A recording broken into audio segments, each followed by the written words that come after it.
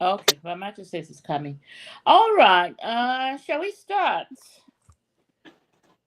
Uh, Good afternoon, world. It's the Sunday, December the 14th. Hopefully, I got the dates right because me and Bachelor here every Nah, Sunday. speak for yourself. we Speak for always yourself. Bachelor and I always argue about the dates. Speak for yourself, man. So, Muito bem, so let me Peter. just check in with him. Am I right with the date, Bachelor? Is it December what 15th today?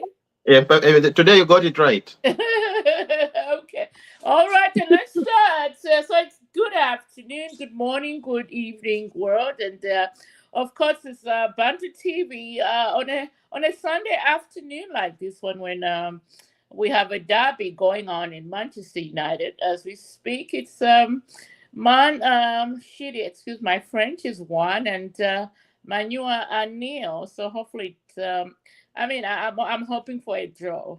Anyway, that's me as an Arsenal fan.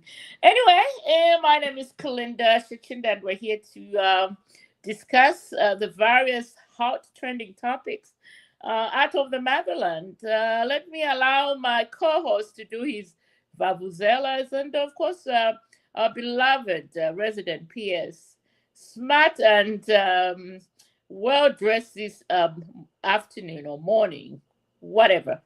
But Lucia. It's in the afternoon. It's in the afternoon, Bakalinda. It's Mhm. in Nikuma 1 p.m. I don't know what time it is everywhere else in the world, but if you're watching from Zambia, I'm sure it's around 20 hours. So we welcome you to this podcast, ladies and gentlemen. Thank you for taking your time out of your busy schedule to come and enjoy and discuss various topics that have happened throughout the week. There's so many that we need to tackle. Let's learn from each other. Let's engage. If you want to join the conversation, there's a link. Ladies and gentlemen, just click on it. It's pretty easy. Just click on the link and you can join the conversation. And as well, if you can't join the conversation, you can also contribute by putting up your comments. Yeah, let us know what you're feeling and let us know what your views are. Here we welcome everybody. It doesn't matter if you're a UPND, SPPF, and National Nega Party. You're welcome here. And so, thank you very much, ladies and You gentlemen. just I said think I shall not make up. I've said enough. Okay. All right. Bakazia. Yeah, no, thank you very much. My name is Kazia. I'm engaging with you guys from Canada, New Brunswick. Fantastic.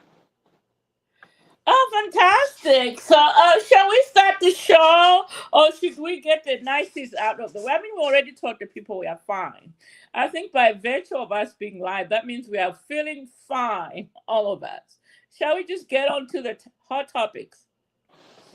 Yes, And yes, we can. yeah, and there's no easy way than starting the podcast this afternoon by just congratulating that young man from USA, Michelo Chizombe, for a job well done this past. What one was that? The 10th? Was that a Tuesday?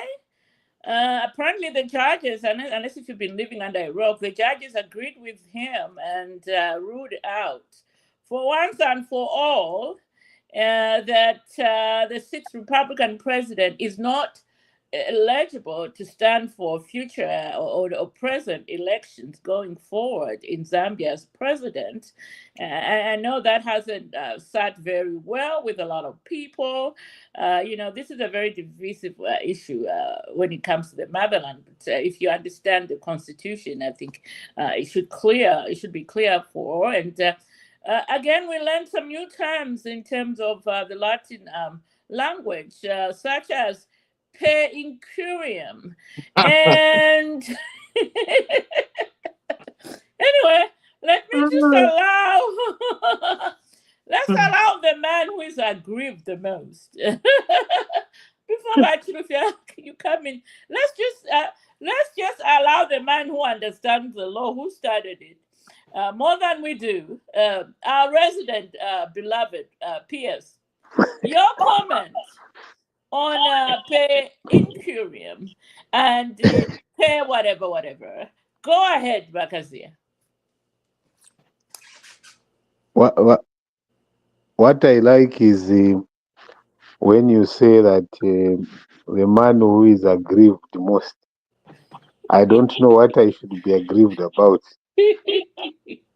but the goodness is that he who laughs laughs the longest. This is just the beginning of many pencuriums. This is the beginning. You will see that it is a question of time that the next pencurium will be coming. That I can promise you. You do not abuse the law and the court processes this way so that you defend what is just wrong. In my opinion, it's not about ECL, it's about us as a people, how we look at it. It's the way we have now been thinking about making the laws to target people and not to sort out the situation, because I can tell you that that judgment was done, yes, for now, but there will be many more judgments coming, and what is very laughable and where everyone would really look at us with a very suspicious eye is where you say in 2021 he was eligible, then you say for future he's not eligible. It's a disaster. But when it favors the people that are in power, it is usually, seen that way. So the future will determine what is that they will test this law. But I can assure you, we will have another interpretation of the same law. And when the interpretation happens, we don't know what is going to happen. So everywhere and then number two is B. only plan B. You see, and then the young man, very well, he did very well to secure himself. After doing that, then he lands himself a diplomatic job. we are joking, we are joking with the lives of Zambian people and our country. We don't treat each other that way. But anyway, that's what I see. That's my comment on it. Okay, so you don't agree with the judgment. That's what you're saying. Far from it. I would never agree with such kind of things.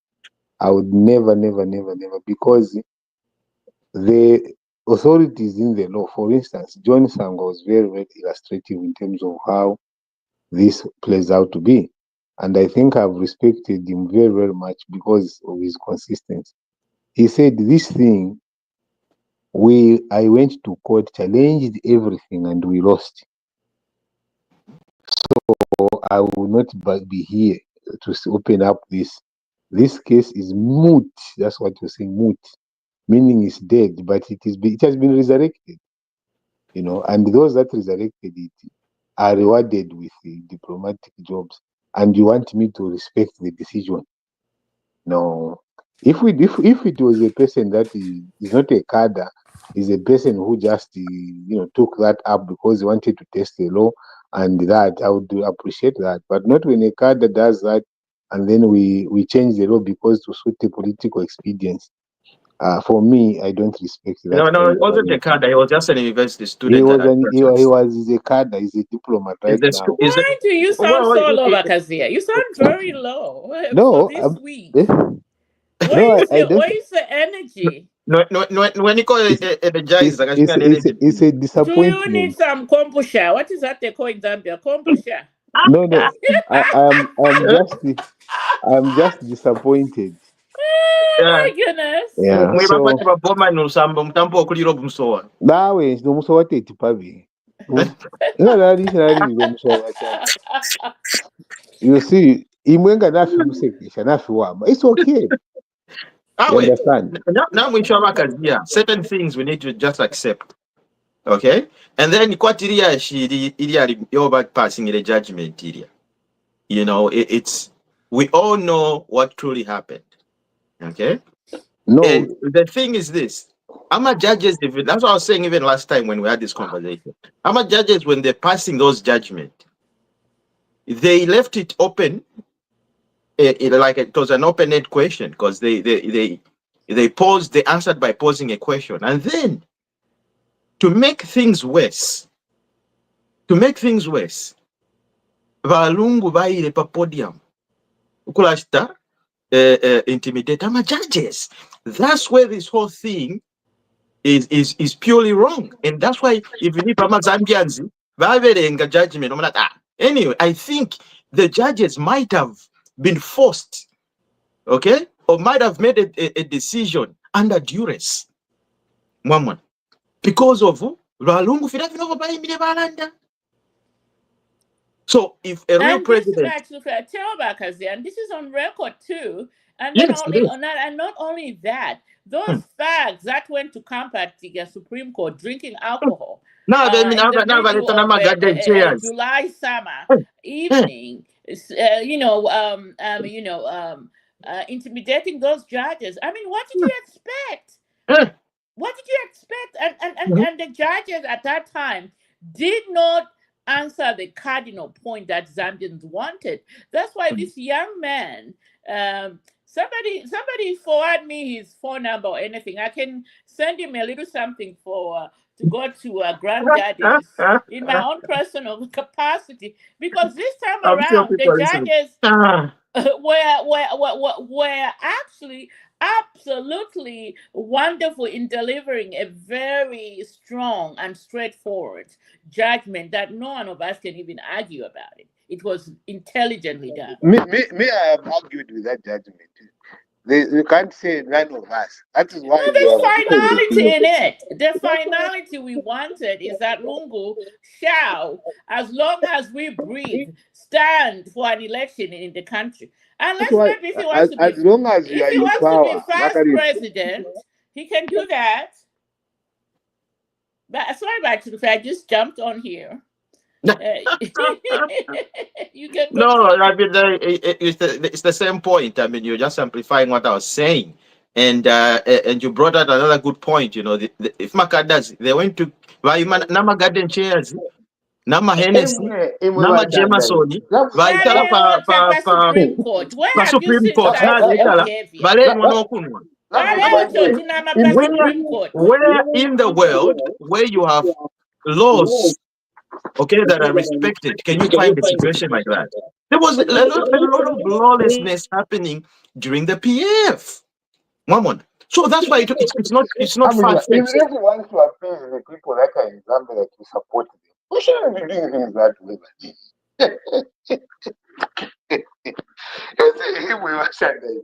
The point is, let's go to the fundamentals. Let's argue about the fundamentals, not about people that are excited and they go with garden chairs.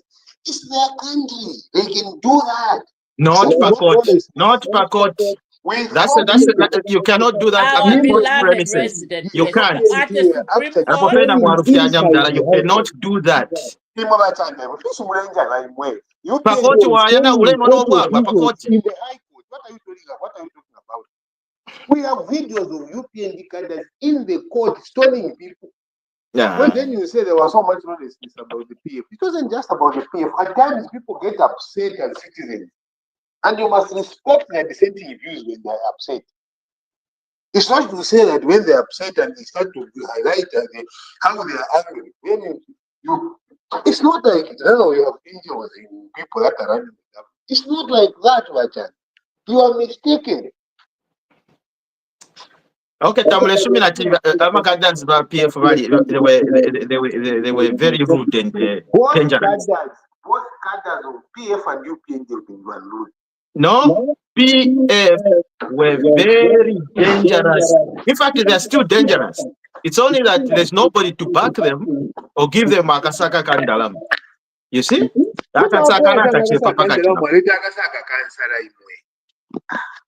So you would rather have lawlessness in the country than have a person that follows the law, bring order and sanity. Which one is good? That's why if you ask so many circles in the community, everybody is actually now happy that, look, they've reached a judgment where each and every individual can agree with. Okay? The only few people who disagree are the people that knew why, that judgment was passed. So lawyers, well-known lawyers, John Sangwa is not the only lawyer in Zambia, and he's not the only lawyer who has, the authority or the final say. There are so many lawyers out there that actually agree with this judge. Even him himself, he was against it, but what he really said was he cannot go against the Constitution court at that point because they had already made that point, a judgment. So he just accepted it, being a lawyer. But personally, he didn't agree with the judgment, just like many, many, many lawyers. They did not agree with that judgment. Yeah, but they you see, they knew that there were flaws. There were flaws in that judgment. I have said it is okay for now. What has been decided is not a final thing. It will be reviewed again in the same manner it was reviewed because people are dissatisfied. So if you are dissatisfied for now, you just go home and sleep. But there will be a time you can now go back and challenge it. Right now, there's nothing you can do. That's why once you must justify it and not to go back to the principle. If you are one day, you see. For me, I'm not saying that go and change. You have already done it in the way you said, like Wakalinda said. The issue was not about the law. It was the issue about Edgar Lungu. Should not be there.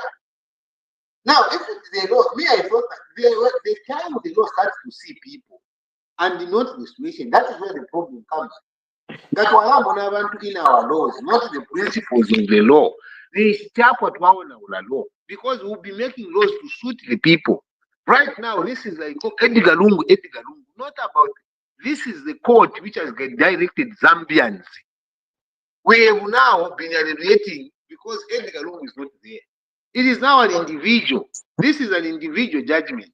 It is not a national. It's not a judgment that is in the best interest of the country. It is the best interest of the party and also in the interest that we must stop Edgar Lungu from being there. Once this is achieved, then we are fine. What will stop people from going back to court once UPND leaves office? That's why if you remember what the judge said, we have I'm a past judgments that were done. Okay. Now they've squashed everything. We've started afresh. It's like one. The decision they are making now is final. To who? Okay? To who? It's final. To who? To all Zambians to follow. Any law-abiding citizen. You don't know what is coming in the future, Your plan bita ya bombe bane. Not we show for kuchita. We've already seen it. We've already read about it. We've even the Makepi Zolu was on TV the other day talking about it. Itaya bombe bane. You are in power. You see, this will not work as long as you are in power. You can manipulate it, but it will work once you are out. No. And you know one thing, let me tell you, and I will be very candid in telling you how it will happen. What first happens is number one, when UPND starts to oppose the next government that will come. That is when you will see these laws and go back in Mingala to because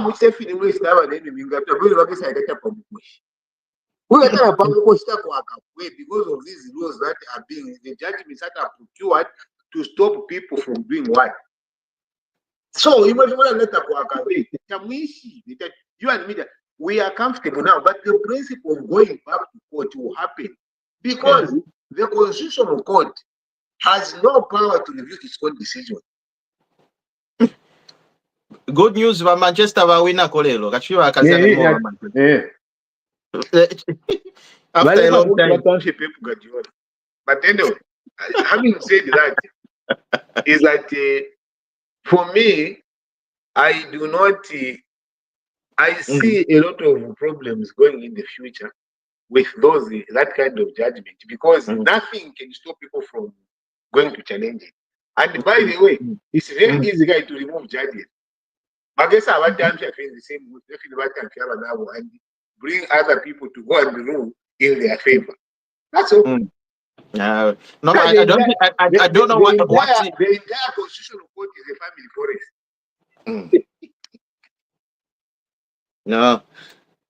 In any case, Wakalinda, can we tap on the I think before we tap on that, let's just go ahead and read a comment from a viewer who is saying the time you be out of government, we will take it back to court. It will backfire. That's what Peter wants. Don't you know, Shan? You just want me to repeat myself. Yeah. Peter Mwanza says the time you will be out of government, we'll take it back to court, and it will backfire. That's what Peter Mwanza says. But Peter Mwanza, I mean, maybe explain to me, what does it mean when the Constitution says somebody who has been sworn in twice and elected twice? Somebody needs to tell me what that particular sentence in our Constitution, Section 106, like the judges quoted, what does that mean? I mean, because if we go by that principle, I mean, this is a straightforward case. It's a straightforward case. If we go by that principle, swine twice, elected twice. Simple as that. Explain it to me. Somebody tell me something else, something different. If you have been sworn in twice and elected twice, what does that mean, Makazia? In simple, plain English. You're frozen, Makazia. Makazia is frozen. Well, maybe actually before we bring Makazia back on, or his internet comes back on, what does that mean? Okay. Sworn in twice, elected twice, or elected however you look at it. Or like somebody said, Lungu went to the Hero Stadium twice. He can't go there for the third time. That's that analogy was a little bit funny. Balungu went to Heroes Stadium twice. Somebody explained it to us. Very simple, in our own simple Zambian language. Ndandefe mchibemba. Omuntu nga bakusala as the president of Zambia. Waya waimya Bible. Walapa no kulapa. Number 1. Walapa. Okay? Nishinuevo president. Nga waimya vya Bible. Walapa no kulapa. Nishinuevo kateka wachalo.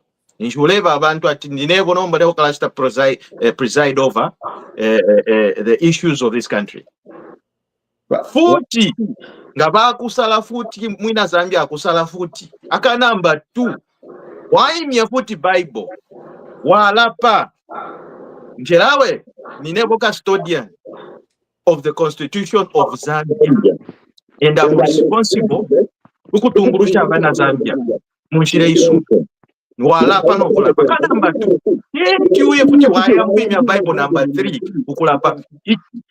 Constitution yakana. Constitution is the supreme law. Pelera mafunde ya chalo cha Zambia. Chaka njera mune teti ulape katatu. Cha yalikanya Constitution. Tell them Bachufi. Yalikanya Constitution. Apo pena muntu yonze fiolo sha pora kuskuru. Ali shwati. Constitution ya Zambia yalikanya ukulapa katatu. Isumini tafia imikuinga ibiri. Umwina Zambia oli yonze immigration. No. Nga walapa number 1. Walapa number 2. Tetu yefuti wa efa bakene ba nani kane bachiruba ba efo kuya mkulapa ka number 3. Mwamwa. Okay? Even though the circumstances were different then, but chimochine na balungu. Whatever kubovyo buchenjeshi, buloya bwabo bulabwino babasambirire paunza, bole mabatu bayichenjero kuchira bonse. Baye ku stadium kulanda ti constitution na lemba na menso ni na saina na menso ni shibata. Ni constitution ya nani kane. Yeah? Teva sign 2016 amendment because new constitution. Eva sign. Eva landira ti e constitution in perfect. 10 out of 10. Hello. I mean, coming in about beloved resident PS. I asked you a question before the froze on you that what does it mean if you have been elected twice we can. and sworn in twice? Okay. Yes, we can. So if you have been elected twice, and sworn in twice. Yes, and sworn in twice. But how come you was eligible in 2021 according to the judgment? They didn't even. I mean, in 20 whatever that judgment, whatever. But the 2021. In fact, they did not even give him. They didn't say in uncertain terms that he was eligible. The question is that the question they didn't say he was eligible. What's the question? No, what's the question? The question is like in the judgment there is no mention of 2021 election. Okay, maybe before you go there, but it's mentioned. Our beloved resident. Let me just address this one. Kasenge Kafibwa. He goes, what do you expect from judges who came from the same region, Tonga and Lozi? Let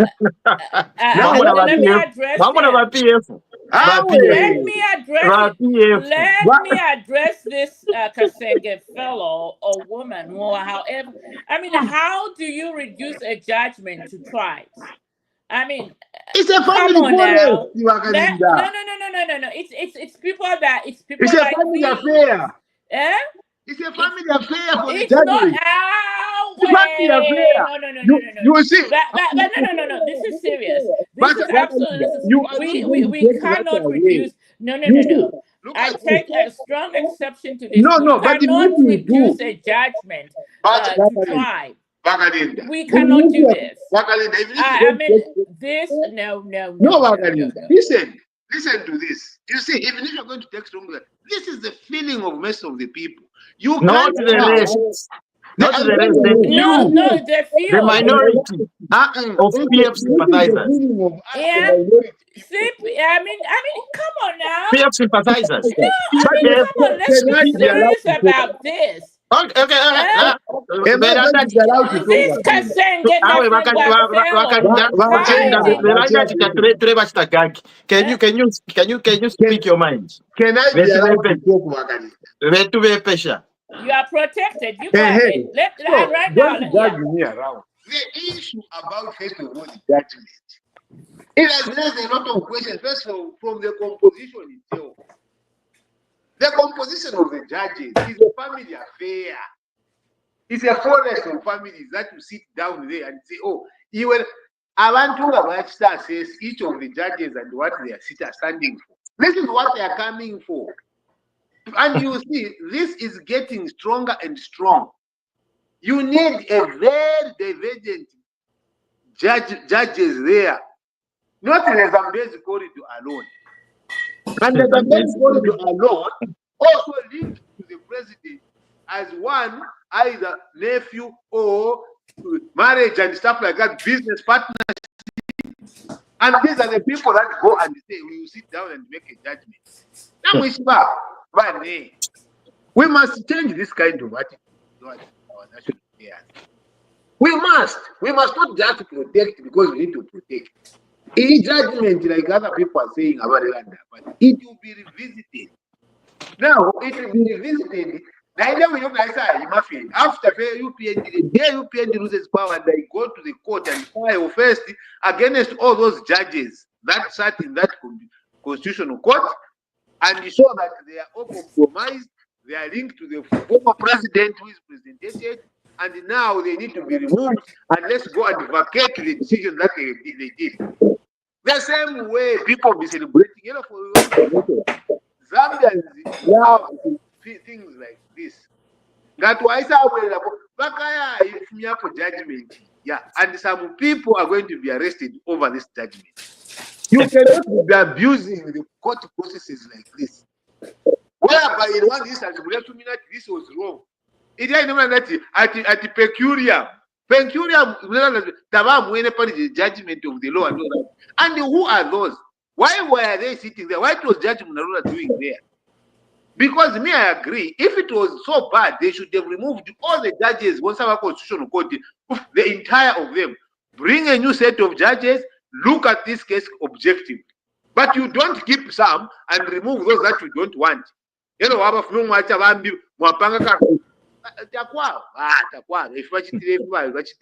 will be revisited one day. I'm telling you. For now. Problem.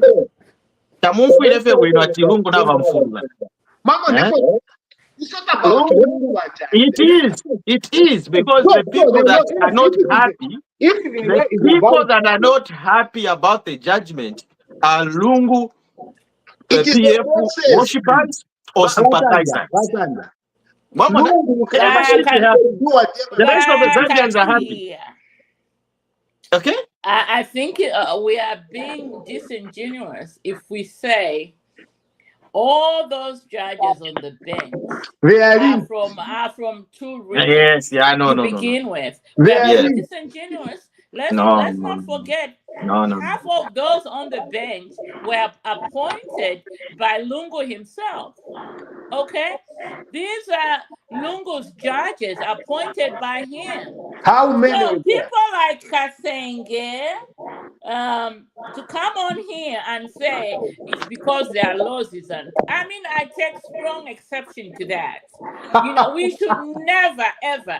It's such talk that led to the genocide in Rwanda. Let's not forget that. Yep. Let's not forget that. I mean, let's not trivialize such talk. You know, I mean, how many people, how many times are Tongas or Lozis going to be demonized based on decision made by others? I don't accept that. I do not accept that, and it is absolutely unbecoming of us Zambians to, when we fail to think, we blame it on tribe. You know, we cannot say no because they are Tongas. You know, when these judges were actually half of them were appointed by Lungu himself. That's why I'm saying I take strong exception to people that come on here and say it's because of one tribe or two tribes when you fail to debate. Yeah. So why did Lungu put them on the bench? Yeah. Did he put them on a bench because they were Tongas or they were Losses? Or he looked at their qualifications? Yeah. We got a new person? Yeah. Oh, no. My lovely my lovely Tonga husband is here to help me. Thank you, Doc, for coming in here. I was getting fired up. Welcome back, Dr. Liswanisa. And you know, we're dealing with the Michelo Chizombe's judgment. How's everybody? Everybody's good. What about the other person, Vakalinda? Who's the other person that joined before? Lawrence Kamanga. Yeah, let's people who are in Zambia. Let's put a priority. Is he in Zambia? We are Lawrence Kamanga. Are you in Zambia? Welcome to the podcast. Thank you very much. All right, and where are you joining us from? From Zambia in Mumbwa. Oh, my people are right here with me. I love that. Anyway, sure. we are talking about, maybe before I bring in my Lozi husband here, who is in Puerto Rico enjoying all the finer things there. Maybe, Mr. Kamanga, could you give us your thoughts on the judgment on Tuesday? Judgment? Yeah, the eligibility case. What's your take on it? Yeah, it was one of the court cases that attracted a lot of attention, both from the academia point of view and also from the street point of view. It's like it gave people of all walks of life different stakes to take home about. So from the academic point of view, it was a very interesting case. The judgment itself sounded very profound, with a lot of convincing examples. And I think it will stand out as one of the cases that will be referenced in most of the academic works in Zambia. Oh, such Nice. wonderful. These are sober, contributions we always look for on this podcast. As opposed to somebody just saying, well, it's because the judges come from two regions. So let me bring in my doctor husband here. Doc, you are on deck, as so to speak. Your comment on that Chizombe case. And yes, as my colleague has just alluded to, yes, it was made to me. It was very, very interesting in the sense that the court took a lot of time to clear a lot of questions that people would have asked after that judgment. But after the judgment, anybody that did not understand or still had questions would have not. I would say he was not listening to what they said. To me, as a layman, I'm not a lawyer. To me, as a layman, it was very, very clear as to why they arrived at that judgment and how they arrived at that judgment. And to me, they were very bold to say we made a mistake because they didn't take into consideration some aspects which we are now taking into consideration. And so it was. I think it was them being very bold. Yeah. To accept that they made a mistake. You know what? I just want to tap on make a comment on that's the really, comment. Oh, sorry. Are you still? I thought you finished. Go ahead, Doc. Yeah. Yeah, you're cutting off a little bit. I think I'm kind of. Are you? What's going on? Yeah, you're going in and out. You're going in and out. You're cutting off. Are you hearing me? It's cutting. It's cutting off. It's like in and out, in and out. You know, it's anyway. Oh, okay. Anyway, this is probably Puerto Rico. You wanted to tap on one cardinal point, Patricia. Go ahead. Yeah. I wanted just to comment on Vakasenge. Vakasenge, Ichalo, it's not about being Tonga, being Lozi, being Bemba, or being Luvare. That's not what it is. Anybody can be a politician. Anybody can be a judge. You can be a medical doctor. But if it so happens that the president, okay, is Tonga, and you are a judge, you are a Tonga, it doesn't mean that Nishinwa Buluru.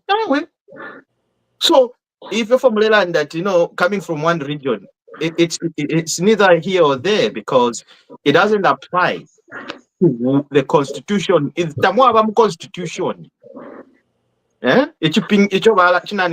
Ichibuku chesu chinochwa konkama laws and rules. Tamwa ba tribe bo balandati. Ifinga fya basoni shbatonga, ifinga fya basoni shbabem. Now, imagine this, if the roles were reversed. If ECL was the current president, and then I'm a panel of judges, they were coming from the Eastern Province, would this be an issue? I can guarantee you nobody would have even mentioned it or said anything about it. Okay? But because the Lozis and the Tongas in the past years have been marginalized just because of such kind of talk and such kind of comments. Okay? And we all know there was one man, I'm not going to mention the name, who went world countrywide preaching against a certain a sect of Zambian people, Abatonga, which was very sad. We don't need that kind of talk, because Kaundomu inalidandirati, one Zambia, one nation. You know, he knew why he was saying that. He was not stupid, okay, and he was not foolish. He knew why he was saying that, because talent can come from anywhere. It can come from the east, it can come from the west, it can come from the north, it can come from the south. Wherever God, decides to bless at that particular time and moment. This time is for HH. Why should he be prosecuted for being Tonga? Because Mutonga. And for some reason, okay, or maybe by coincidence, there's one or two people who are judges also Tonga. Is that a family affair? However, let's be fair with such kind of comments. It's not a family affair. Can you bring proof to tell me that the Brudu Wakwe? Yeah? Or Nuanti Wakwe or Nan can give us the proof to say how Fondera and the Nua Brudu because sister Baba HH Eva Fiala judge. Then I know cash Fialuvan. But in Kakula, just because somebody is a Tonga. Now, and for instance, by coincidence, a judge is a Tonga. Then it's a family affair. However, let's be honest. Let's be fair. You see, these things don't just happen in isolation or fiafma from the blues. These are things that have been brewing. One, you must understand, before you form government, what you say matters when you're in government.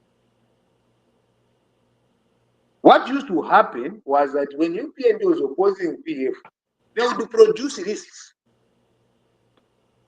Everybody, whether I'm Mambo, me who is Mambo, I was classified as member. If you are from Northern Province, for that matter. All right.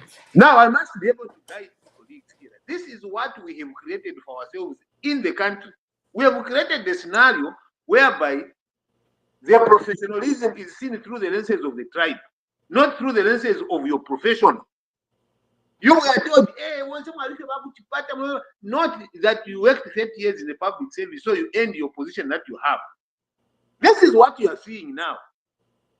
That's why I'm not well, now it is your turn now. What have you done? It is true that the people that are sitting in the Supreme Court, the judges, the ones that have been appointed, they are from one region. That is just not. It's a fact. And no, it's not. No, it's not. Most. No. I said most. No. It's not all. Most. And most. How do Malanda Supreme or Constitution? No, Constitutional Court. Yeah, and who appointed them? Who appointed? Because the people who are in the majority now at the Concord, they were appointed by Lungu himself. Look at this. Why wasn't he looking at the last name? That's why I'm telling you to say, why did he fire all the Constitutional Court judges? Because they were all seated there in the same judgment. No, those three, they have issues. I think the issue. Let's put it to bed. Let me be clear with you, colleagues. Let's put it to bed. We got so many topics to tackle. We have created a poisonous scenario in Zambia right now, where everything is seen in the lessons of tribe.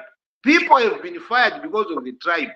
People have been fired because of your link to Japan. If you're today, cabinet office, bench, and then you bring in other people that are from the same region. That you say, oh, the region are marginalized. That's the only reason that you have to do. It's not about your performance. We have created a very poisonous scenario in Zambia, which needs to be rooted out, and the president has a responsibility this time. And the person and the cause is Lungu. It's not Lungu. What Lungu calls him way. No, Lungu was firing everybody. What you are saying. Bakazia, let me just jump in here. I'm just gonna put this on.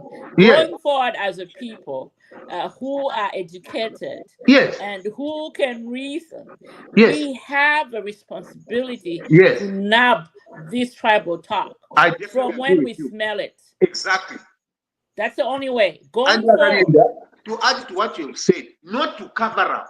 Look at what Machanda is doing right now. If Lungu was doing it wrong, why should you do it wrong as well? That's where the point is. You cannot be referring at correct No, what you saw is wrong. Don't jump on it and start promoting. Okay, I think but- the three of us have said enough. Let's bring Okay. in the man in Zambia, because all of us, we are fighting. Oh, just when I was supposed to bring him on. We have so many topics. Let's go to the next topic, Makalinda, Yeah, to be but honest. let's bring in my lovely doctor husband who's back. I think he couldn't finish because his internet was not, what he's supposed to. He's fishing. Dr. Liswaniso. He's fishing. I was by the poolside. I knew it. He's swimming. He's swimming. Internet I was by the my- poolside outside. He's swimming. He's swimming. Internet Go ahead, Dr. Liswaniso, and after you, I think I'm going to bring back Mr. Lawrence Kamanga, who is in Zambia. I think I'd like to hear a take on him. From him. On this. I have nothing much to say other than just saying that. Go ahead. Definitely the appointment of those judges, Supreme Court, they on merit. And whatever, we should have confidence in our judiciary. So we shouldn't be putting tribe first and say, oh, he's a judge because he's from Southern Province, he's a judge because he's from Eastern Province. We should have confidence in our president. When a president appoints somebody, they're appointing them on merit. And it ends there. I love that, Madam. I love that.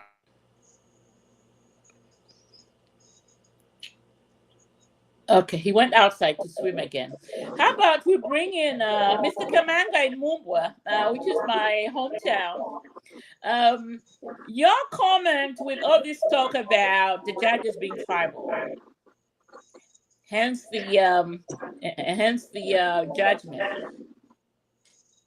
Yeah, I think the whole lot of this goes back to what the PF were trying to do when they were amending the constitution in 2016. You see, they wanted to dribble the Zambian people on him having had an opportunity as a president to serve for the first term in office, even if he had not served a full term. So they went ahead and did the amendment to the constitution to qualify what they meant by that a term. I think the dribbling started from that point of view, and you could clearly see it from that angle that we are dealing with a system of people that were already planning, that were scheming things ahead of us. So it's good for the court that it had the guts, the courage to review the case. And for me, I think looking at it from the academic point of view, from what was presented in court, because everything was aired on ZLBC and other private media stations, the arguments which were given were so convincing. Unless we do a research that comes up to invalidate what was given in court. But as for now, I think what was presented there in court stands out as something that is credible. Because when you look at it from the amendment of the constitution, why did they qualify what they meant by serving one term, reducing it by qualifying it to 3 years in office, and to try to do away with having been sworn in twice, having been elected twice? So those are the terminologies that slowly, as the Zambian masses, they were trying to psychologically prepare us to accept him as the next president. It's a scheme. Wow. I actually didn't look it that way. My point also is that, you see, in the same way our colleague has analyzed that it is a scheme, that is exactly the scheme to bar ECL from it using the court process, and it will be exposed as well. In the same way, it will be another academic process that is going to come to now challenge the validity of these discussions and the decisions that were made. And it will be coming. That one I can assure you, because the court has opened itself to review its own decisions. So the court has opened up. It's just a question of time. A person will just go back and sue and say, I want this reviewed. And imagine that now the Constitutional Court has placed itself in a very difficult department whereby it will not say we can't review it, because it has already set a precedent of reviewing a decision which was already made. For me, I would have loved to amend if there was anything that was not very clear. Let it be amended. Let's amend the Constitution and set that going forward. Because the Constitutional Court, it was, according to, I will quote John Samba for this, because that's the authority that I respect. I'll quote him to say, he said that if you have made the decision, you don't have the powers to review it. You will go with the wrong. People have been hanged and killed because the decision, final decision was made on them. As a country, we needed to suffer this consequence of that decision so that we move forward and change for the better. But now we've opened up the review process. This review will be subject to another review. It is coming. No, it's not. It's not. Conclusion. It is not. You're not the one to take it, Matter. To the It's next not gonna topic. come. You're not the one to take it there. Muleta basangwa mwiri ashiri. Muleta basangwa ine naliba konka sana. Kale natambira kuba konka. And then efo balandire niti. Balandire ati mwe bantu bonse moneni. Ine nintwala kesi. Mwamona? Ine naliberenga constitution yonse nalipitamo. Now you know what eligibility means and how it's implied. And the Lungu wasn't eligible. Yes. Hello, because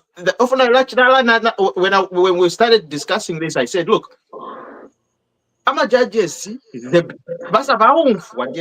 fact, not what the point, but look, that's what the boss. So, boss, how are we going to save our boss? Which boss? Mistake hapangire. Which boss? Telungu. Okay, the two of you, hold your fire, hold your bullets right now. Let me bring in the man I've been hoping to hear from all evening. Mr. Himwami Mas, the man from my village in Shikatende. Let him say his piece, please. Mr. Maja, welcome back. Thank you. I was in the background. You just popped up now. I think you thought you clicked, but you didn't. So when I sent you a text back, and then there you were. Yeah, you made me not to be Mr. Maja. You made me not to be eligible. You made me not to be eligible. I don't know why. I want to be eligible. Go ahead. Yes. You people. Under this sun, nothing is bound completely that it cannot be revised. It's not it's only a God's case where there's no appeal. Only God's case, that's where there's no appeal. But all these others, we are human. We are bound to fail as human beings. Our thinking is influenced, sometimes it's polluted. We can't just think the way we are supposed to think at times. So when an error of judgment is made, those they are said to be learned, but you would hear there was an error of judgment. There was an error in facts and law. Thank you, Liam.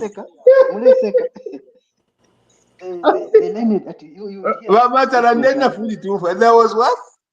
Error in facts and law. The learned colleague. The learned colleague error. The learned No, when you are learned, but andana move up. When you are learned, surely. Hey, this we must accept. We must accept. It cannot be perfect for us human beings. It can be revised at any time.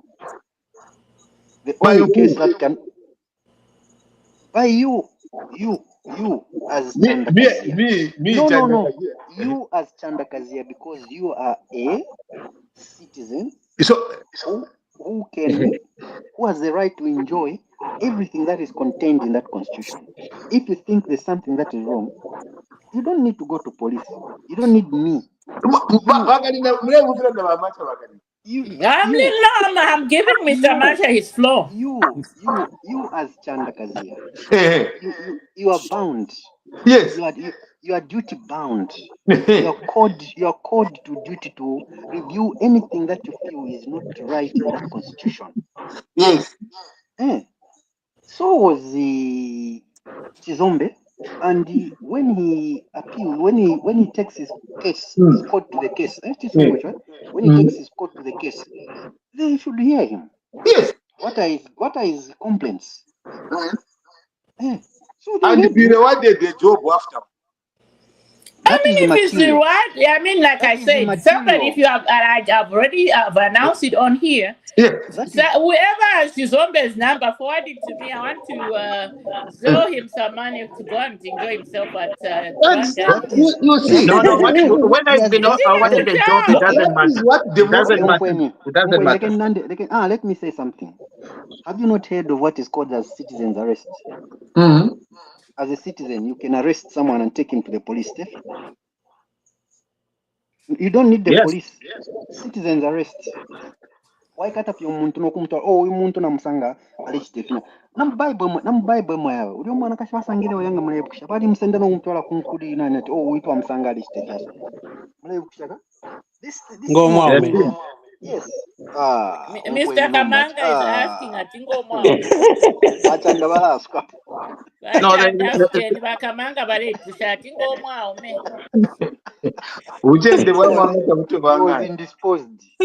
he was indisposed. All right. Shall we move on to the That's where we are otherwise. The other thing I want to think, the other thing I'm thinking of myself now that I want to take to constitutional court is where once someone was president, he can never vie for the office of vice president. Never. Yo iwe komko ela kuna nombeo. Riula kuna ya shala ponombeo. I thought it's already in the constitution. It's not there. Someone who was vice president can never be president. It's not clear. The law is silent. But lawyers can plunge this country into a crisis. All right. Shall we move on to the next topic, gentlemen?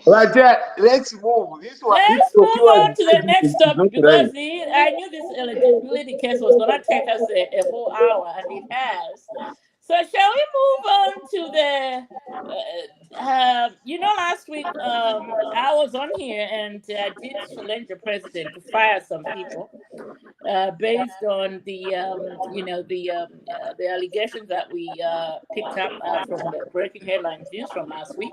So, yeah, the president did fire, the PS at the Ministry of Health,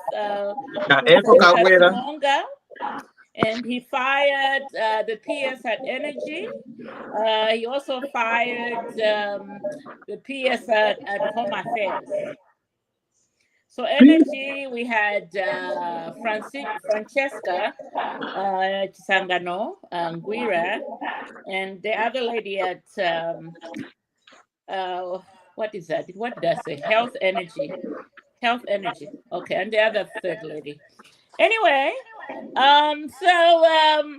To me, that was music to my ears. Finally, at least the president is listening to the people.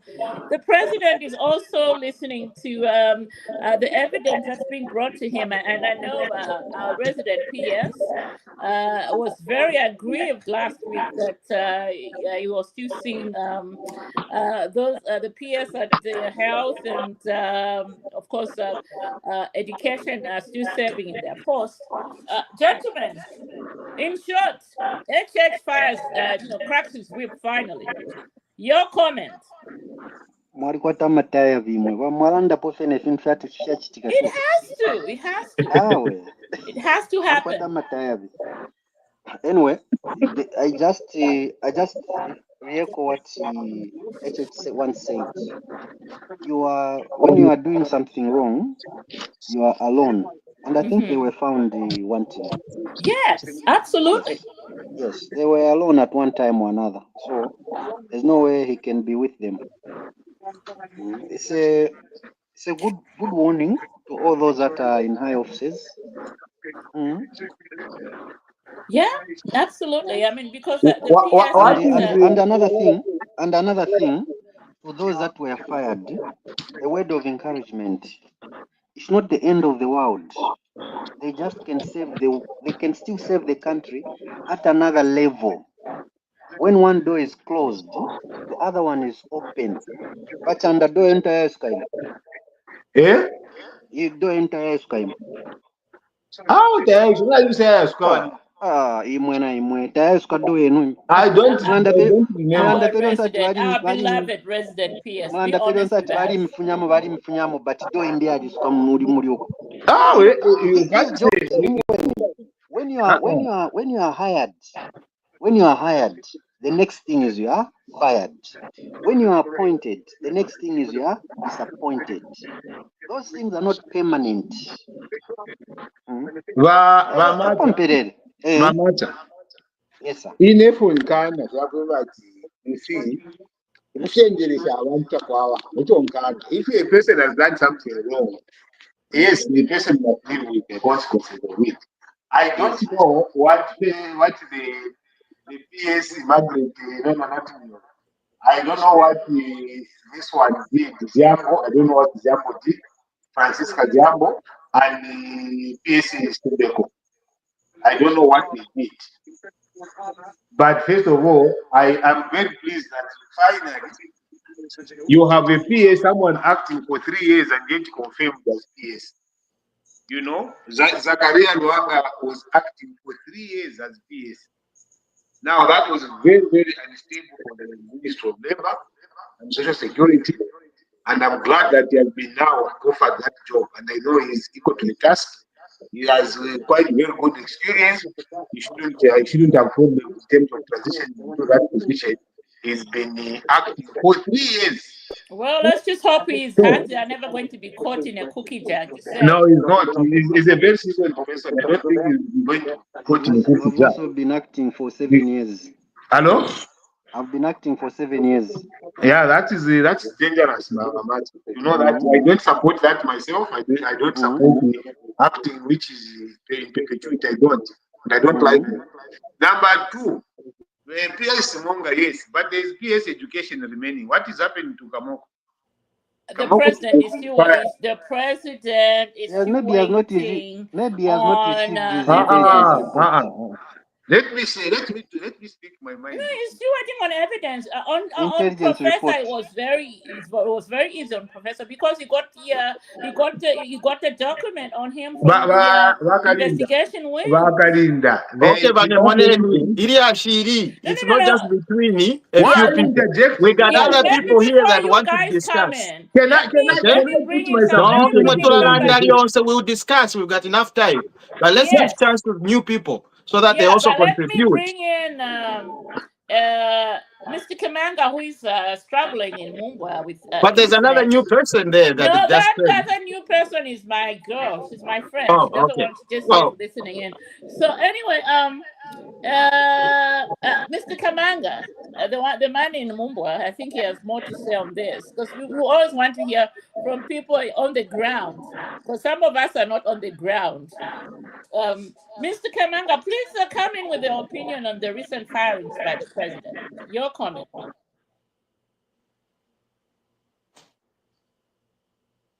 You see like I see. Internet. You see like I Now see. about internet. Not by internet because it's They getting pushes submission. Yeah, okay, finish up. Hopefully we can get appreciate Don't interject. I said the same fate that has happened must happen to Kamu. He must be fired and possibly prosecuted. Because when others have been fired, they've been prosecuted. Firing people that are being crooked and leaving others is not right. Get them the same justice the way we did it with Chinundika. Chinundika was fired and immediately investigated and arrested. So we want these people to be investigated as well. Finally, Joe's issues I'm not very happy with it because he accepted. He didn't there was any investigation. It was in his own mouth saying I made mistakes. So he accepted that he transferred that $3 million. I don't know if it's 3 million kwacha. It's kwacha.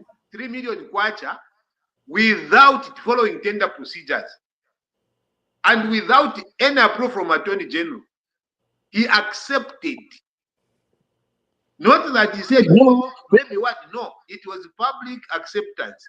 What is he still doing in the office? And I told you that if the president doesn't fire him, he's involved. No.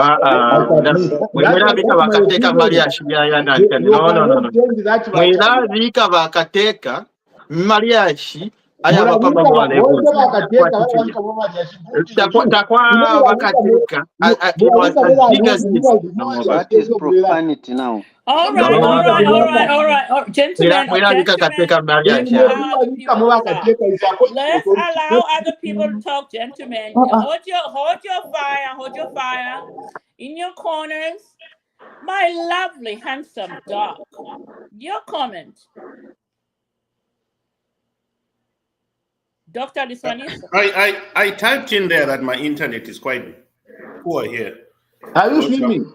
I'm out. You need to run away from those Puerto Rican women. I understand them very well. They're very intriguing. It's very nice out here. The weather is so nice. Are you filming me? Are you filming you? Anyway, I'm by the water. Mm-hmm.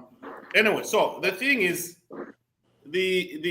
I was just talking to Kazia about it this morning. I said, Kazia, can you see that our president, because me and Kazia always talk about tribal stuff.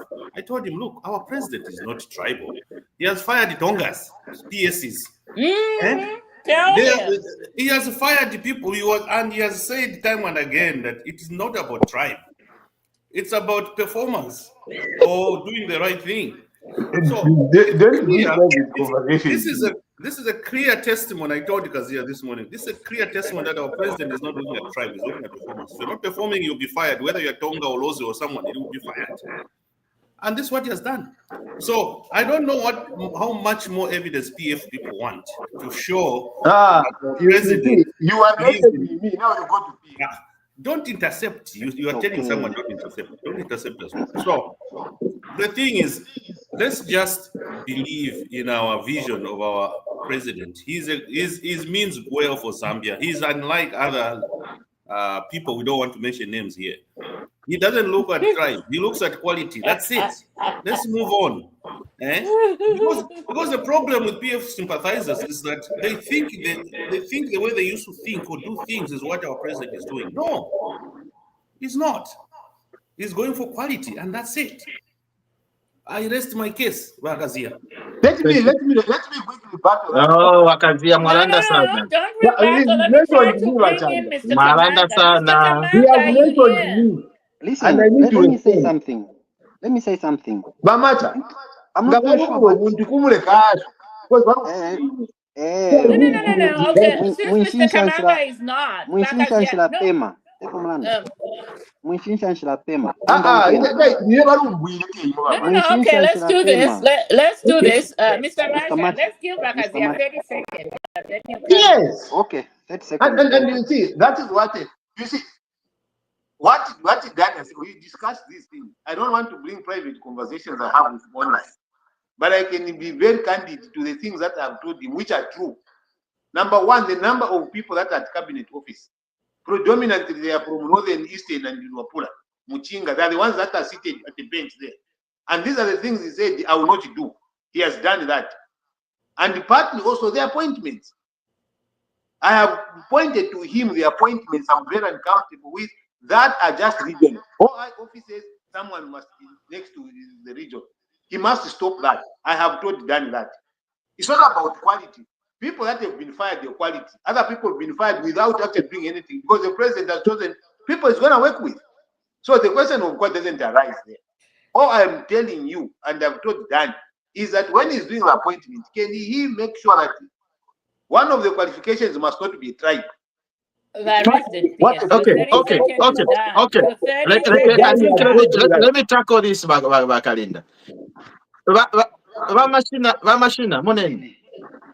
It's a little bit confusing because one, this UPND government has the most balanced cabinet. What do you mean? Look at the cabinet. Moneni cabinet yabapo.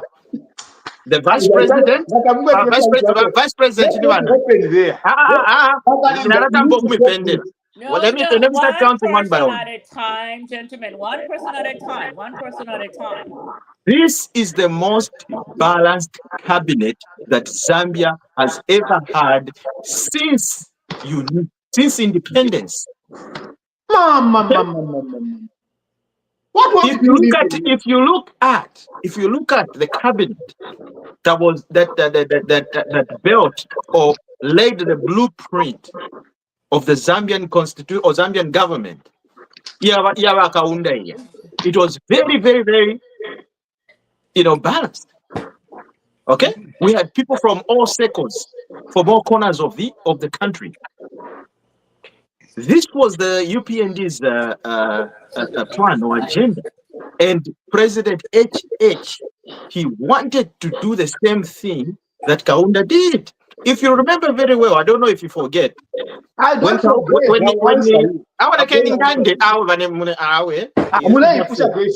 No, I'm talking. I'm not answering question. I'm answering your question. You are the one who asked, and I'm answering. Let finish his thoughts, please. So here's the thing. So if you remember very well, when President HH went to visit Bakaunda, okay, there's a very famous photo that he has in his study, okay, of all the cabinet ministers at that time, okay. He mentioned everybody, this Eastern, Northern, Western, very combined and very balanced cabinet, the first ever cabinet of the Zambian Republic. HH, he said, I'm going to interpret the same system that he used, and I'm going to follow that same blueprint. But now, let's go back. I think sometimes we need to look within ourselves. Let's go back and look at Lungu's cabinet. The sham. Okay? Very unbalanced. It only had two regions. North and East. Are you sure what you're talking about? It was a sham. Everything is in public domain. People, Amwina Zambia, Kabiye ni pa internet, muye mumone cabinet ya kwa Lungu. Aba alimoni ba nani?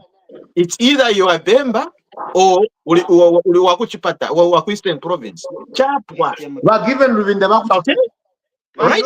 So now, can I just come in there? Let me just wind up in 2 seconds and then you can come in. Let me just wind up.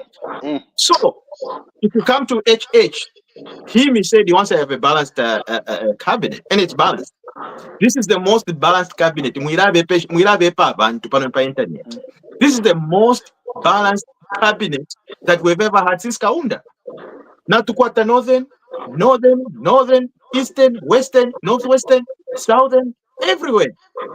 Okay, in this cabinet. So there's no way you can come pamwero kulabe pa abantu but you know cabinet ya kwa HH ya kuba tonga mwirabe pa abantu but nakana. Okay, all right, okay. I want to respond to him. Okay. Before you respond, you will respond to him, but remember we had given you 30 seconds, but you jumped in.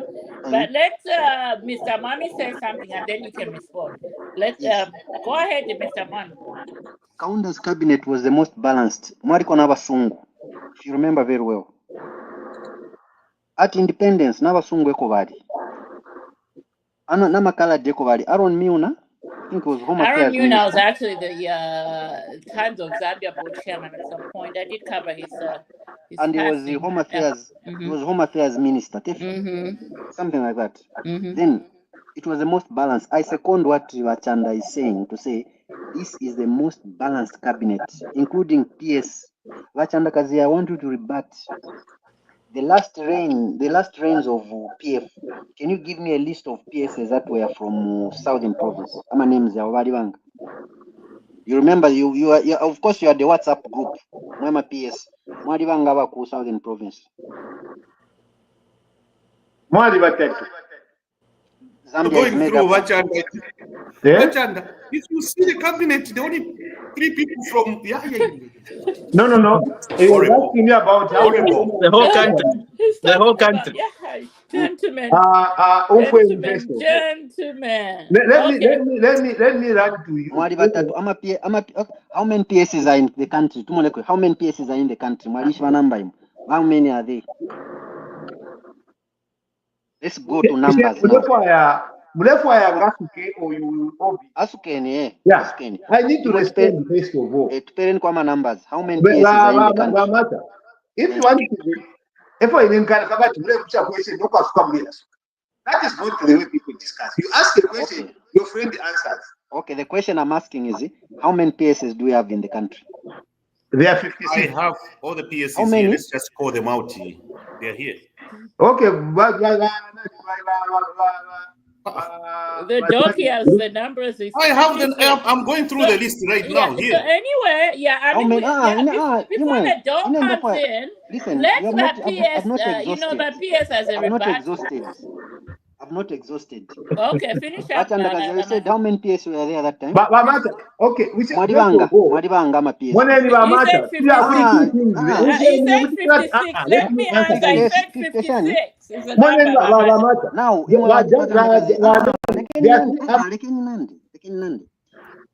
56. 3 out of 56. No, that's not 3 out of 56. The more free.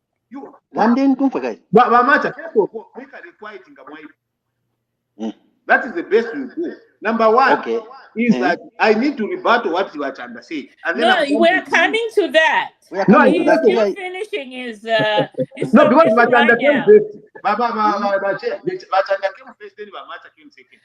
Yeah, but he still has not finished his 12. Yes. Let him finish. No, okay, Mamasha, stop asking Mr. PS the question. Let him answer to learn that he was gagged down. Finish your thoughts. I'm eligible, you know. I'm eligible. Finish your thoughts, Mr. Mash. I'm a PS Wachanda Mwaribanga WhatsApp group here.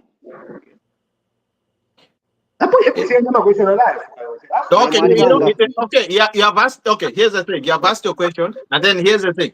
Let Wakazia start answering from what he rebuttals from mine. Then he comes to rebuttal yours. No. Then we move forward. I'm a viewer's name. Let's. No. I mean, Wakazia wants to answer. Wakazia knows. Okay, let me just help everybody out. He said 56, and let's move on. Finish yours, and then we'll come to Mr. Makazia so that he can rebut about you. And we move on. is 3 out of 56 very representative of the people in Zambia. There is not a concept. That will be the problem. I want us to start to answer the way I have planned my answers. Okay. Number one, Yes. I need to tell that there is nothing that has changed from what UPND was saying in terms of permanent secretary appointments. Right now, pick the list of permanent secretaries and go back at cabinet office and measure them against what PF had and what UPND has, and see if there is a change. Okay. Number one. So the number doesn't matter. What matters is the principle. What matters is the principle. The principle of balancing according to what you were saying when you are coming into power. That is what you should follow. And it's not just the permanent secretaries, directors. Directors have been gagged up from Eastern, West, Eastern, Northern Luapula and taken on the bench. The police officers right now, everybody, if you came from it, the others have been brought from where? From the free provinces. It is a fact there, you can check it. Okay. So when you come and start telling people, no, okay, that was all the answers by Bakazia. That's all the answers we needed. Bakazia, that's all the you are going into a speech. That's all the answers we needed. Number two. There will not be any number two. Let him finish so we can go to your I will not have the right numbers of the permanent secretaries. That is by name, because it has been 3 years ago that the permanent secretaries would be there.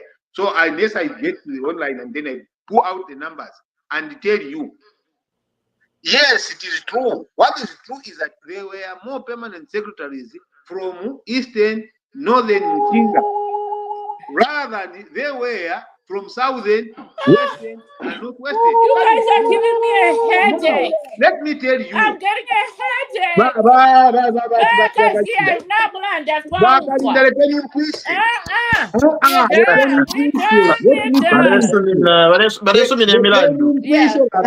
Let me finish. Please give me even 30 seconds to finish. 5 seconds. The fact is that it is now less than what it was in PF in terms of the numbers of people from Western, Northwestern, and the Southern province in terms of permanent secretaries and directors. It has tripled. Well, thank you for that comment. But I know my lovely doctor husband has got the list. So we will tag on our resident doc to give us the list. So Bamasha, finish up, please. And don't ask Bakazia any more questions. The number of PSs now in relation to the number of tribes and regions we have in Zambia, the representation is even. There is an even representation. That is a lie. You are the one saying let's finish. Let's move forward. Let's move forward. Your opinion. That's your own opinion, of which I want to respect. But you should also respect mine when I say the current composition is representative of the ethnic divisions in Zambia, ethnic tribes. It's very representative. We're not complaining like we used to complain in the previous regime. We are complaining. Let him finish. Are you done, Mr. Marshall? I'm done. Okay, Bakazia, now you have 30 seconds to answer Mr. Vamata, let me tell you. You are answering Mr. Chilufya. You had concerns with Mr. Chilufya. No, you already answered. No, don't give him a lot of time. You're not answering Mr. Masha. This is going to go back and forth. We have no time, Lane. It's 2:40 already. Let's move forward. Let's move forward. He already answered me. Which region? Okay, let's move on. I think he's answered everything. Doc, you had the list. Please read that list because sometimes we need to fact check. What does your list say, please? Here's a list of cabinet ministers, Lungu's cabinet ministers. Yes. And Wachanda, tell me whether it's so Lungu, Inonge, Sikazwe, Given Lubinda, Kampata, Kampiongo, Davis Chama, Simukoko, Sikazwe, Sumaili, Milanji, Chiteme. Oh, we've lost the dog. Go Let's ahead. move on to Go the ahead. next one. I like Maloa that. network. Chumba, Kafwaya, Kafwaya, Chalikosa, Piri, Chitotela, Mwale, Banga, Piri. Chanda, last one, Chanda, Jonas Chanda. So, Chanda, what did you think? Let me tell you. Comment. Do you know that? Do you know That's what I said. Yes. You see? The whole that's what I tried to Baba machine problem tamfua huku. We say in the fire Tamfua yoku for we're done. We're done. We are moving on to the next topic. We were just, let's go. Let's put the head. What we did was when just given fact will checking. become them. No. We were just fact checking. Now we're done. Let's move on to Lungu. What, gentlemen? What is the PF's plan B? That's the next topic. Yeah, plan B. What is the PF's plan B? Who wants to start? Who wants to go first? Let me say this first. You know, a serious person must not have plan B. Yeah. I'm so done. If you are serious, you must stick to what is right. What is right is always plan A. Plan B is always wrong. And any normal person, no. Plan B, yako ya mkuiva. Coming from a teacher. I'm so done. Come on. You see, it shows lack of inconsistency. If he really believes that what he was doing was right, why should he think otherwise? Leadership alternatives. No. We are talking about, okay, we have a second draft constitution. We only have one constitution. Ero Munta ended plan B. From where? How is he going to enter? There's only one door to enter. Another door. Lungu, I think for once, let him just be a statesman. Let him retire peacefully with his grandchildren. Well, it makes sense. He can be taking a bottle of wine. We have no problem with that one. Huh? Oh my gosh. You know, let me just he's not the only fish in the sea.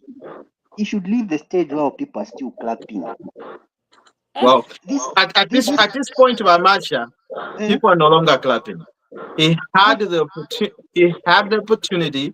No, they can still clap for him if he respected the court's decision. No, but look, they would say he's magnanimous. Yeah, well, look at this. Look at the person you're describing. Look, Bamasha.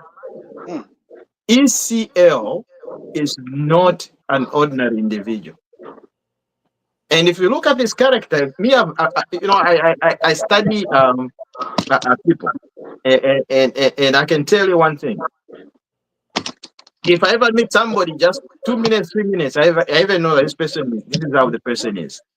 Avena Lungu is not that type of individual who wants to be a statesman. He's not that type of individual who wants to lose. Or maybe when you're growing up, all the time they want to be the ones that they on top and stuff like. Even if they are wrong, they want to sound like they're right. Even if you're fighting as kids, he loses, he still wants to come back and fight you. You see what I'm saying? Like, there's certain characteristics in certain individuals that cannot be removed because I can tell you one thing. Valungu, that mature stage of being a statesman, he would have been a statesman by now. But because he does not believe that 2.8 million votes, okay, that's the only reason he came back. Okay, and because he's thinking to himself, like, look, I started on the podium and started saying that Mama. And then you Mukonga, Astashani, Haru, Charlie Mukali, bah!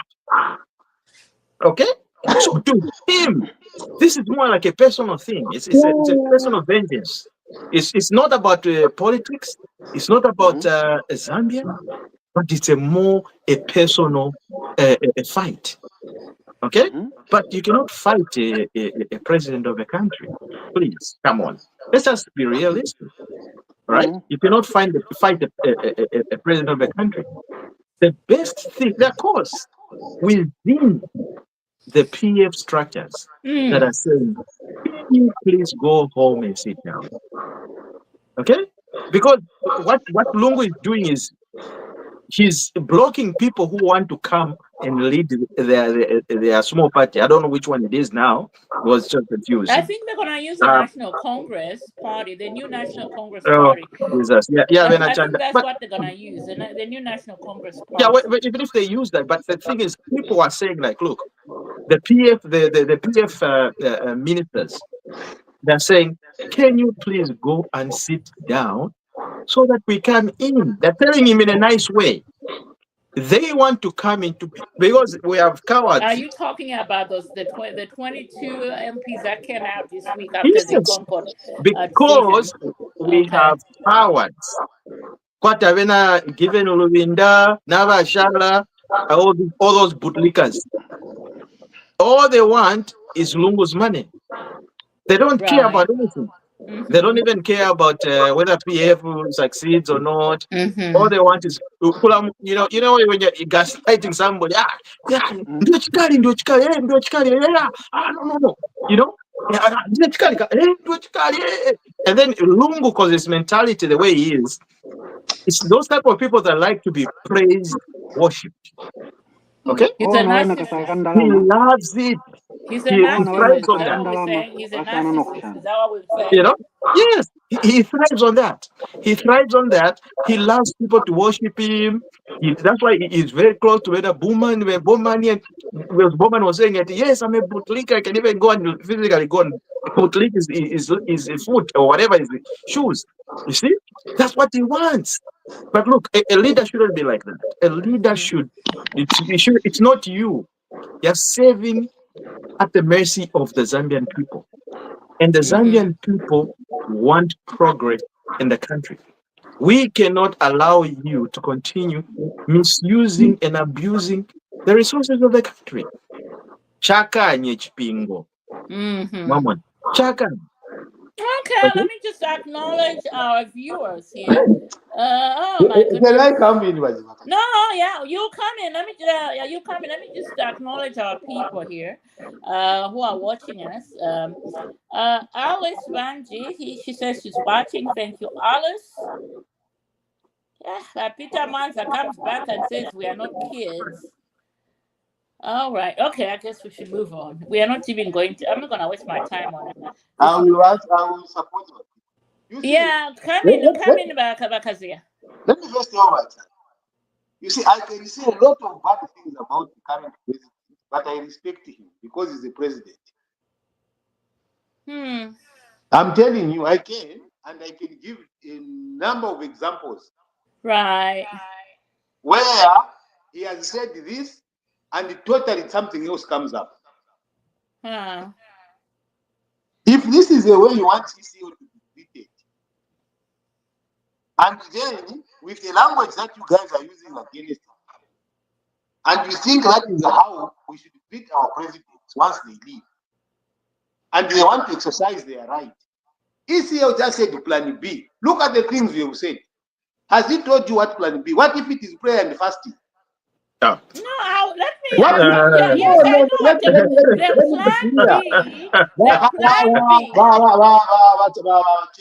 them. Can I answer that? When you guys, all of you, when you were talking, okay, I'll answer on your back. Go ahead. You asked the question. I need to answer that. Mama, rebut, Hama. I am a man as Emma Manners later with a progress here, you cannot say because President says, oh, I have plan B. And then we start discussing a plan B, which we don't know what the plan is. And we start insulting him using unpalatable language here. What insult? What insult? What insult? I've What lost. insult? Okay, What let me insult? retract No, the word what insult? insult. Let's be honest. Let's What be was the honest. insult? Because I'm the one who just spoke. Let me retract So let's the put word. it on record. Did I I'm putting insult it on record. the former I No, president? didn't hear. I mean, on a I serious am note, saying, let me I retract didn't hear the any word insult. insult. And I'm replace it with retracting the word Ukutukana. insult, and Uh-huh. I'm And replace it replacing with it with Ukutukana. demeaning. What? Demeaning. Demeaning, yes. No. When you say, All I was saying is, all I was saying is, I want him to be a statesman. no, listen, Who doesn't want to be a statesman? You even went to talk about how he's thinking. So how did And he you demean? create a narrative. How did he demean the sixth president? I'll give you an example I'm of lost. what Give I me an find. example. How did An he demean example. Now him? tell me I what I will said. give Don't give him. examples. I am Tell going to me give what I you. said. Don't give examples. I am going to give you examples. Yes, of go what ahead, because I didn't hear that. What you said, and I find it very demeaning. Is like what you said. What is in his head is that people must be praising him. People must get his money. That is not what is in his head. How did you know that? Like, is that how you demean somebody? No, I find that demeaning. You understand? Really? If I'm going to tell For instance, you are saying you're going to keep quiet. No, speak. Speak. You see, umuntu ayisala ngathi what plan B. You have plan B, no one has told you what the plan B is. He has a right to plan B, and there's a right to associate in the way he so wants. That's the democracy that we say he must be. If he wants to continue, it is within his right. Why are we telling Wajak to step out when he has been in parliament for 25 years? No one is telling him, my parliament career.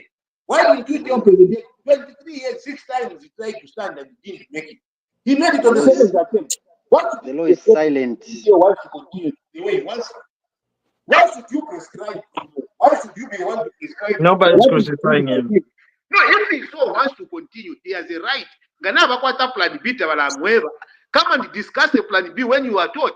Not to that, any serious person has no plan B. If a person is serious, you have one plan and the other one. What if it doesn't? The plan B is what if this doesn't work out?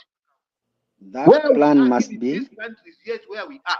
We have 1, 2, 3 plans. That's why people work 3, 4, 4 jobs. Was that if this job is not giving me enough, I have a fallback job that I can work on. That's a plan B and a plan A.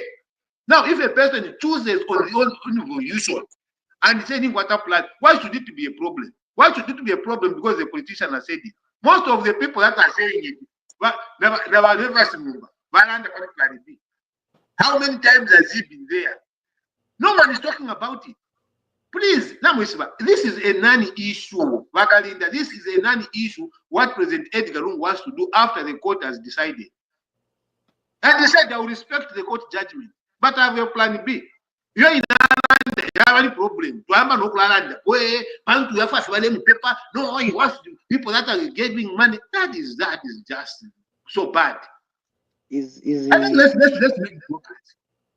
Yeah, before let me just make a comment. How does it sort out the price of fuel? Are you done? Water which is skyrocketing. What is that going to put food on people's tables? When we talk like this, we must be able to discuss it. Right now, could drought, which we must be able to we preoccupy ourselves. How can government work on these things and bring suggestions? Good points. Good point. In fact, Bakalinda, let's move on to other topics because everything that he's talking about, we have the answer. You guys are not gonna guard me just because I'm introducing these topics. You're not allowing me to speak on these topics. You're not gonna guard me, so let me speak.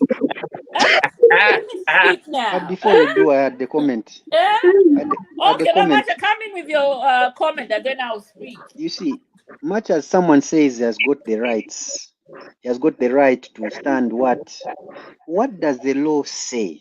Which one is more important? The rights of someone or the laws? I want to be clear on that one. No. We're not going to allow the back and forth. Let him finish, then we move on. I just want to be No, right. yeah, let He him has finish. the Let him right. finish. Let him The finish. right. He has Let's the right. bring in. Right. Yeah, we didn't. My lovely doctor husband is back. Let him speak on Mr. Lungu's plan B. Before I come in, my lovely Now, doctor husband, please speak I on have it. I have figured it out why my internet was sluggish.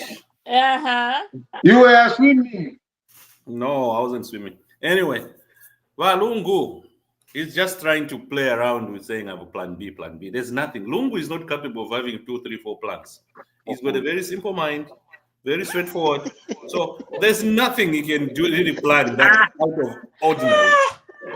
So now I can you hear what I say. That's true. He's Profanity. that type of person who can be manipulated by women. We here now. Okay. The doctor Profanity. came in. The What doctor type came of in with something else. what, Do what you type of hear person? what he has just said? Now Profanity. when you tell Israel that you are people married, and then I say, I'm if I done. say you are lying, It's the truthy. Vyakolola viwanja vyako vyanga vyakolola most vyakolola. is just utter profanity and stupidity. There's nothing he's talking about. He's not We capable. cannot be, you see, we can't be having a conversation where we start demeaning our former leaders and we expect them to be respected. What kind of thinking is this? They are No, not but respecting the themselves. truth is that Lungu is not that sophisticated. No, if it's not, you can keep that yourself. You don't have to. If I heard from Putin, if Putin says he has a plan B, then I'll get worried. But when Lungu says he has plan B, Doc, you need to. And you know about Doc, you need to rephrase your sentence. this kind of folks. You're demeaning his man. And you should understand that this is the rebuttal. You cannot be using that kind of words. Okay, but I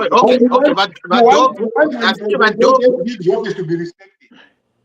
Okay. I think but dog, what he was trying to say. Language.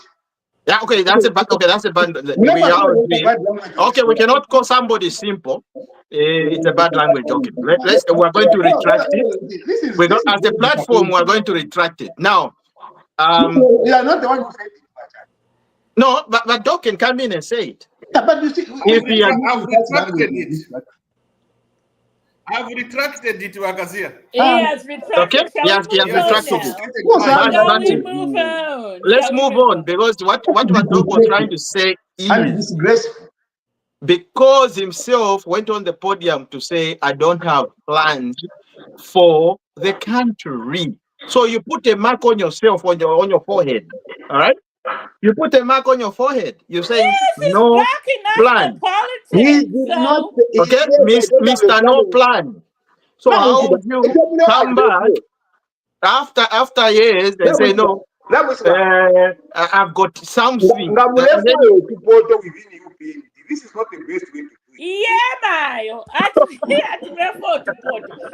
Who has a job from the UPND government? Say, lift your hands up. Who has a job? Who is not happy with where they are? Lift your hands up if you want a job from the UPND. Lift your hands up. Repeat yourself again.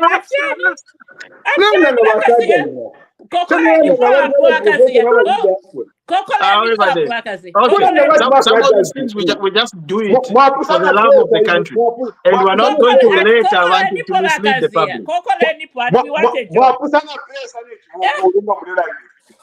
Oh my God. Okay.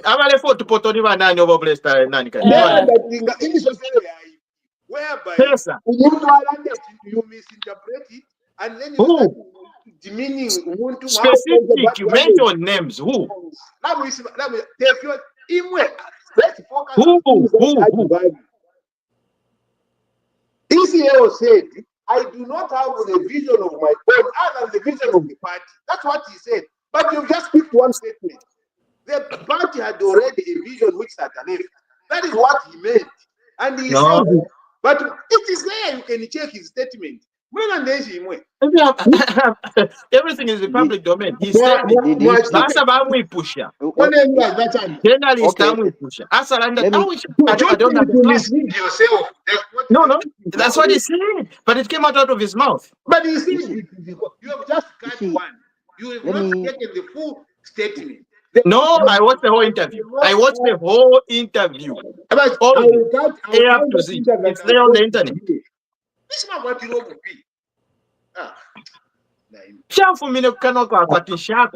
Planning. Planning. All right. But here's the thing.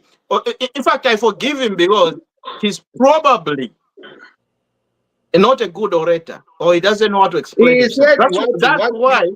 If you look at the past history, Kama years they'll say when he was a president, he never held any public conference or press briefing. People, How do you just only time would hear him speak. I was the permanent secretary. I know that he held meetings. It was All right, okay, all right. We're done. Let me finish by saying. I know people don't know what specifically Lungu's Plan B is, but he did reissue a statement earlier, and I'll just quote. He says his Plan B is rooted in the principle that democracy must prevail and power must always reside with the people. That's ECL's Plan B in a nutshell, which absolutely means nothing to me because there are no details in this statement. There's no meat for me to go by. So I'm going statement. to, this is just a sweeping statement. It's like him going to approaching a girl. Yeah, so there's really nothing here that he's talking about. You see, there are so many statements. Politicians, unless you want to lie. There's nothing that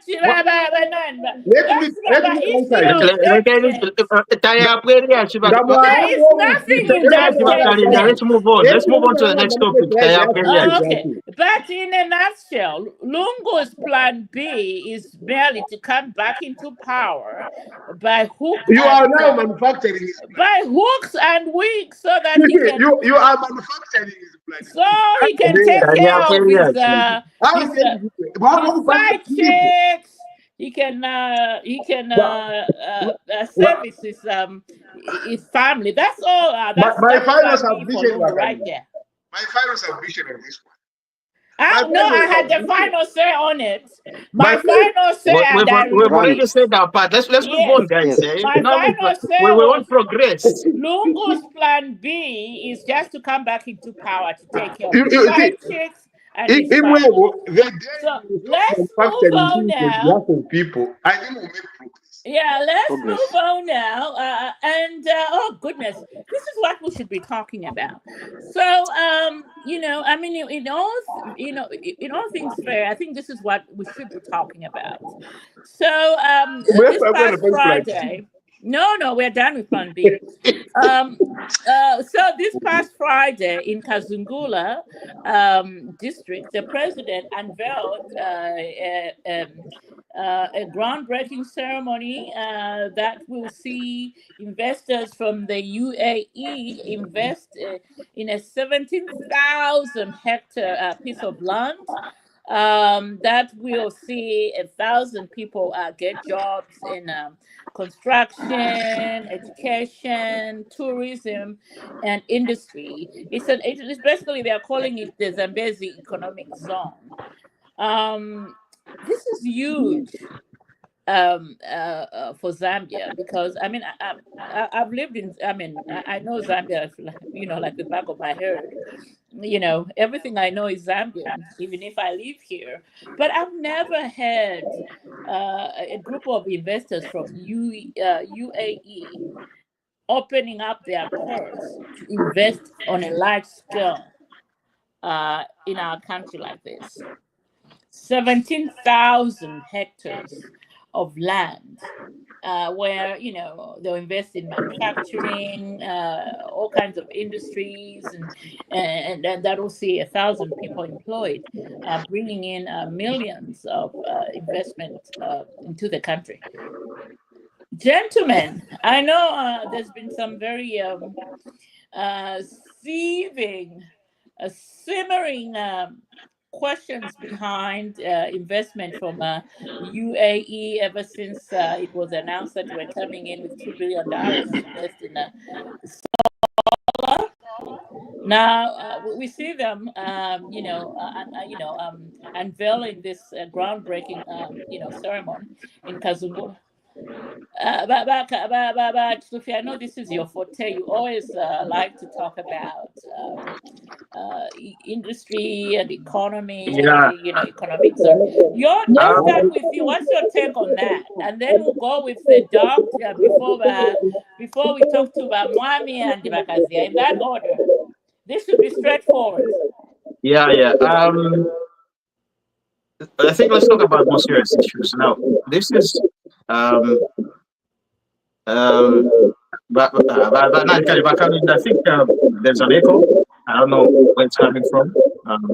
Because what everybody to hear this without disturbance. There's an echo coming. I think somebody has 2 pages out. Yeah. I can hear a feedback in the background. Yeah. All right.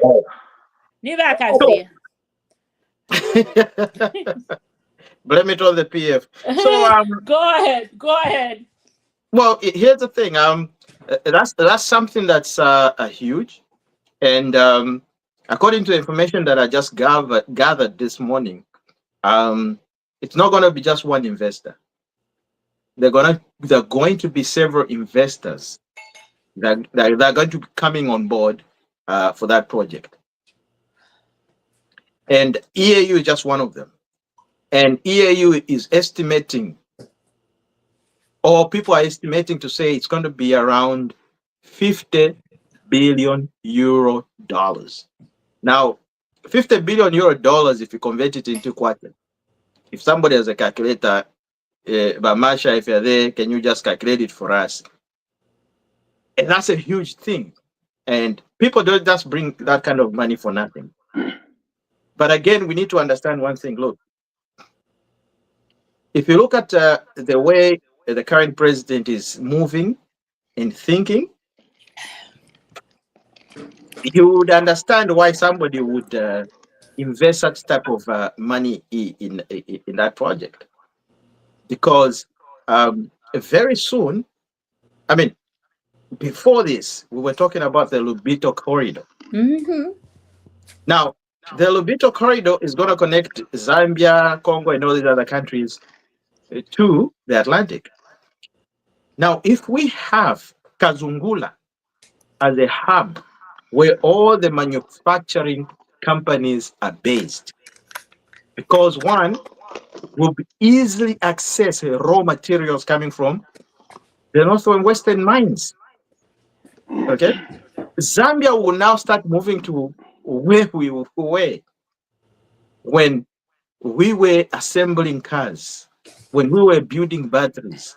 Livingstone used to make TVs. Okay, there was ITT those days, long time ago. Fiat. Okay, ITT TVs, radios. We are going to even surpass that. Okay, so now this is a plan that we need to understand it fully, because sometimes certain things or certain plans may not look like it's going to produce anything now.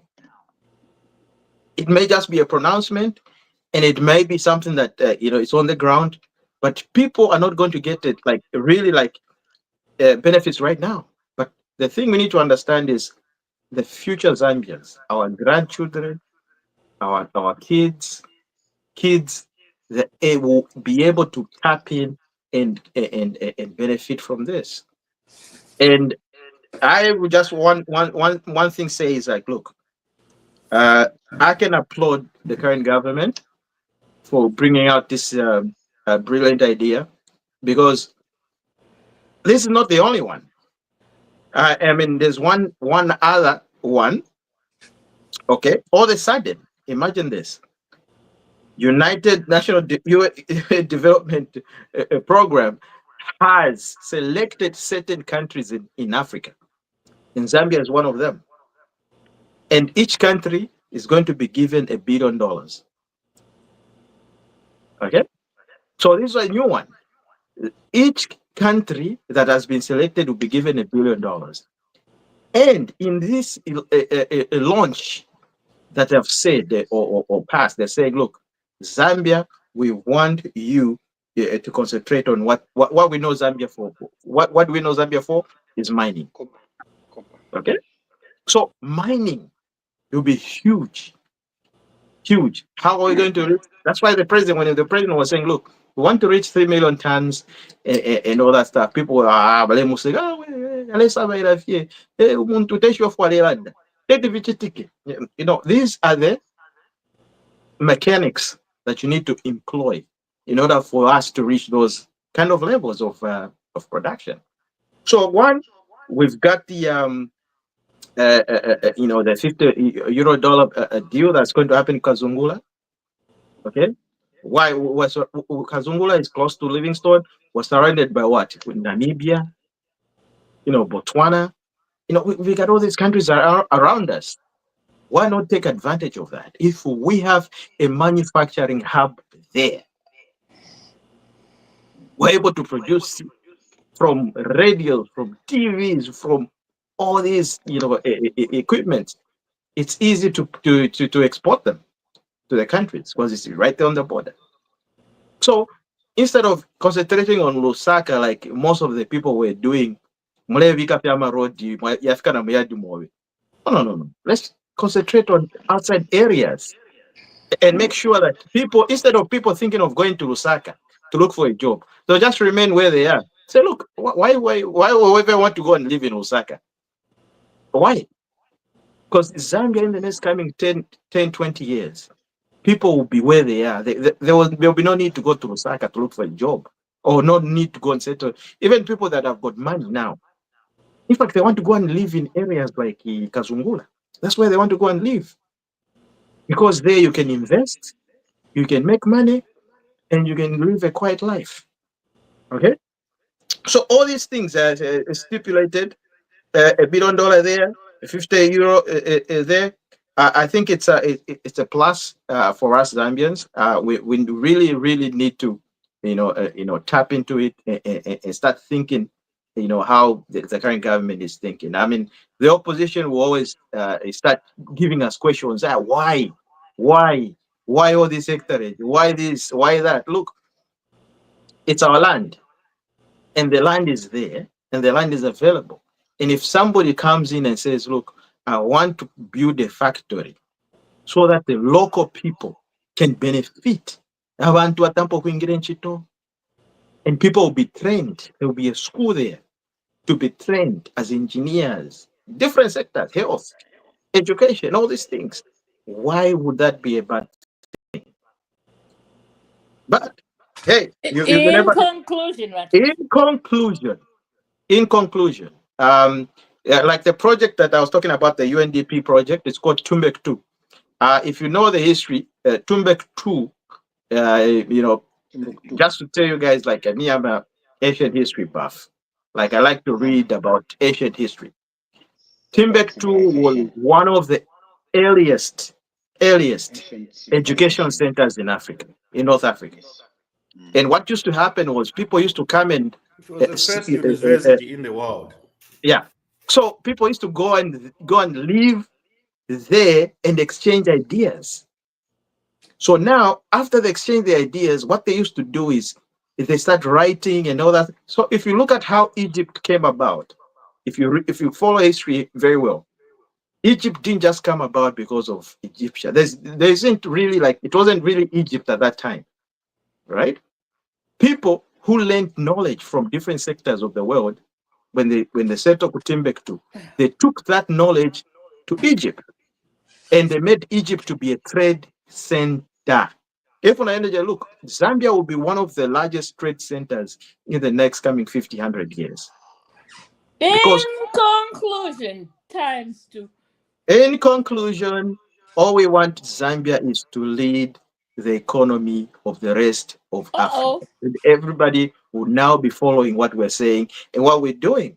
And we're being studied. Even the case that happened, every other African country is actually studying it. Thank you. Right. Well, before we bring in, before you all come on here, Neha Samar. Okay, she's giving us her WhatsApp number. Is she for real? Who gives out WhatsApp numbers in the public forum? Maybe it's one of those hackers. But anyway, hackers, who knows? My turn? Yeah, it's your turn, dog. All right. For me, I'm glad that we have leadership that have a focus for the future of our country. And reading the world economic trends. First of all, we should understand that the Arab countries, the oil-producing countries, their main objective right now to ensure their sustainability, economic sustainability and resilience is to diversify the economies from oil-based economy. Right now, what all Arab countries are, they know by 2050, there will be no car using gas on this planet. None, zero. So that's an objective which most countries in Sweden, is it Sweden? Sweden, there's no more. So these oil producing countries are diversifying their economies to start producing things other than, the economies have been based on oil for centuries, for a long time. So they know that it's coming. They have to diversify. And the only partner they have right now in mind is Africa. And here we have a country like Zambia, which has a lot of resources, well placed. And we have a president who is a visionary president who can see, he's a businessman, he can see where an opportunity comes. He's coming to partner with these Arab oil producing countries. It's the best we can do.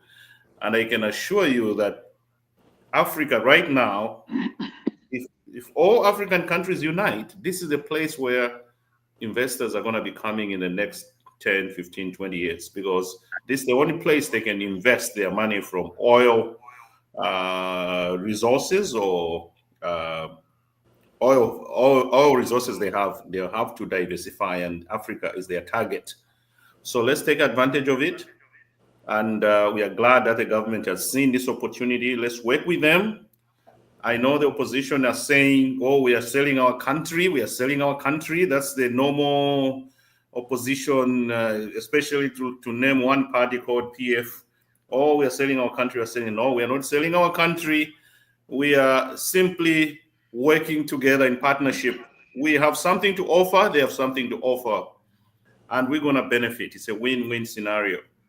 To partner with these Arab countries, they have tons and tons of money. And now they want to go into manufacturing of these modern technology. It's AI stuff and all that type of thing. We are just doing the right thing. We don't want the train to leave us. When the train leaves, it'll be too late. So to me, congratulations to the government. And I want to see more of those partnerships in all parts of the country, especially with these Arab countries that have so much money, they don't even know what to do with it. Right. Thank you. Oh, brilliant submissions there. My brother, Mr. Man. Zambia is a landlocked country, but others are saying it's a land-linked. You see, we need to take advantage of our centrally locatedness, because when we produce goods in Zambia, they easily go out to other countries that are neighbors. There was one post I was reading. There are over 300 million people in the Comesa region. Imagine if lithium batteries are to be made at that place. Which countries would need those lithium batteries? Because in years to come, these batteries will be exchanged like engines of cars, Umuntu ashtafye battery ya motoka for an electric car. There will come a time when, yes, there will be, the electric cars will just be imported. Then batteries will just be made. Umuntu ashtamafye battery motoka avika. When we talk about development, we're talking about many things. It has a, what I used to understand at school is that it is a multiplier effect. For example, that industry, there will be a road that will be there, a good road for that matter. Right. It will open up the once undeveloped Zambia. It will put Zambia on the map. Raw materials will be needed for even lack of for lack of a better word. See, all those industries that will be there, people will need to go for lunch. Lunch. They will spring up some food industry. People need to eat. Lunch figure. So to my restaurant, small jobs. Abantu balalya 3 times a day. Tapalika kunja but no industry vaisara abantu balalya. So people will be selling food around that place. Apart from that, those industries will also employ workers who will be contributing to the national treasury in form of taxes. Development is in so many ways. There will be hospitals. There will be people that will go there and sell their insurance policies. You can imagine how the growth of the country, the economic growth, will be enhanced. We are going to have maybe some good schools. Like there is one in Solwezi, the Trident School, one of the most expensive schools now. Of course, where they go to stay, they'll have their own people coming, maybe with a good school, a good facility.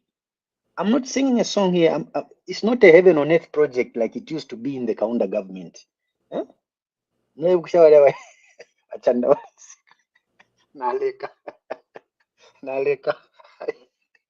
Hand over. But also the other thing maybe that we need to do is much as these companies that are coming to invest in Zambia, we need their profile. What kind of investments are they in their country? Are they just those that are maybe interested in acquiring the 17,000 hectares of land, and then they have known one place where there is the gold or copper, they will even tell, no, there's oil here. We don't want those that sing sweet songs. But for HH, I know he must have had a one-on-one word with him. Say, look here, you people, you should not disappoint me. And I don't think they can come and disappoint him. Where HH comes with his business acumen, things will happen. I want to Achanda to support me on that one. Second upset. I yield. Can I just 1 minute through the chair, please? Just want to add on that. I think to me, this distribution of large pieces of land to investors that have money to develop our country is a good effort, other than giving the same piece of land to Chitotela. It's a west of. To be honest, is a Zambian, of course, but he didn't need that amount of money that land that Chitotela we gave to him. A smaller piece of land. It happens in Zimbabwe. Zimbabwe got all the land and gave it to the citizens, and look where Zimbabwe is now. We need to work in partnership with people that have something that we don't have and develop our country, other than giving to Chitotela that same amount of land, and then he's just sitting there with a wall fence around his land, and that's it. Nothing's coming out of the country. Thank you. Thank you. Bakazi.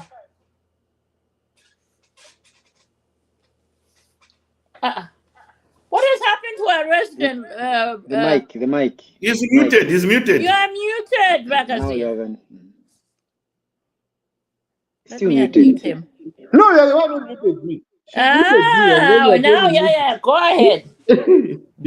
Everyone else is not muted other than me, so it's okay anyway. How did you know? No, I was thinking that you've been muted by the So go ahead, Bakazi. You see, there are very good government projects that come in the country, but the way we discuss them, I have a very serious problem. For me, it's like when you are discussing on the positive, then you quickly have to divert to say, oh, I like my PF this. Just say your case, put your case there. It's not about, it's not a competition. It's the same country that we have. But we can have different ideas. And the ideas must convey where we think, okay, this is your thinking, this is our thinking. Where are we different? If the point is that if I say, oh, you have sold our land, you must convince me that yes, the land you have sold is for good cause. And then we talk about it. It's whereby you are giving an example, and then you obviously say, no. And like the PM, it is not a competition.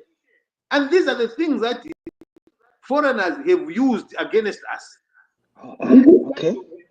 Where when you want to discuss your matter, you have to attack your friend. And then when you attack them, you think they also support what you're doing. It will not happen that way. That's why we keep on pulling in different directions. Because the thing that we do in your discussion is to attack. So in short, what you're telling us, we can't make comparison. Is that what you're saying? That's the point. But the comparison is unnecessary. Because this is a good thing. There's no need to compare it. Compare it with what? It's a what? The only thing we must do is ask questions. Number one, are these guys that are coming purely, are these companies that has come 100% foreign owned? If the answer is yes, it's 100% foreign owned, what are the dangers into it?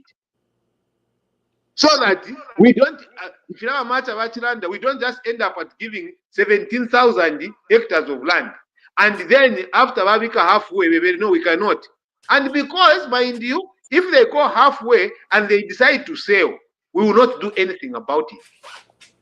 They can sell to another person who come and say, no, the model was changed. I'm not going to do what I'm doing. I'm going to do this. So the question is that what is it? What stake do we have as Zambians in that environment? And just not to agree with what Dan is that when I'm given 17,000 hectares of land or 200,000 hectares of land as a Zambian, it is capital. Just relax. It is capital. It is capital. When a person is coming to partner with me, I am already putting land there. I have stake in it. So for me, I would not rather give 100% foreign land at all because now I 2 billion. Are we for sale? We are not for sale. We are supposed to go into partnerships. So the person is wanting to say, you shouldn't, you can invest to buy 17,000 hectares. If Total has 17,000 hectares, we have a problem. If a certain party or something has 17,000, we praise that. No, I am not going. Personally, I will not buy that. And these are the, without mentioning a particular party, it is, if I want to be, anyway, I'm going to go there. But the fact of the matter is, this, what stake do we have? What are they bringing? And first, what's the value chain? How do we secure ourselves from exploitation? Because we have been exploited before by the investors. It's not at the first time that the investors have come in Zambia, gotten land, and then halfway they are changing the goalpost. I was privileged to see how the investors come. Supreme Furniture was my first eye opener. And I need to share with you colleagues here. Supreme Furniture comes and says we are going to revolutionize how we do household goods and stuff like that. They go on a rampage. They open everywhere in Zambia. They open the shops and they start to bring South African products into Zambia. And we're very happy now because we have new sofas, new model of TVs and stuff like that. After they had been there and they negotiated the tax incentive tied to that investment. When the taxes were now about to start hammering, what do? They start by saying, oh, let's bring in the Zambian management, we mix and match. When they came, it was all foreign.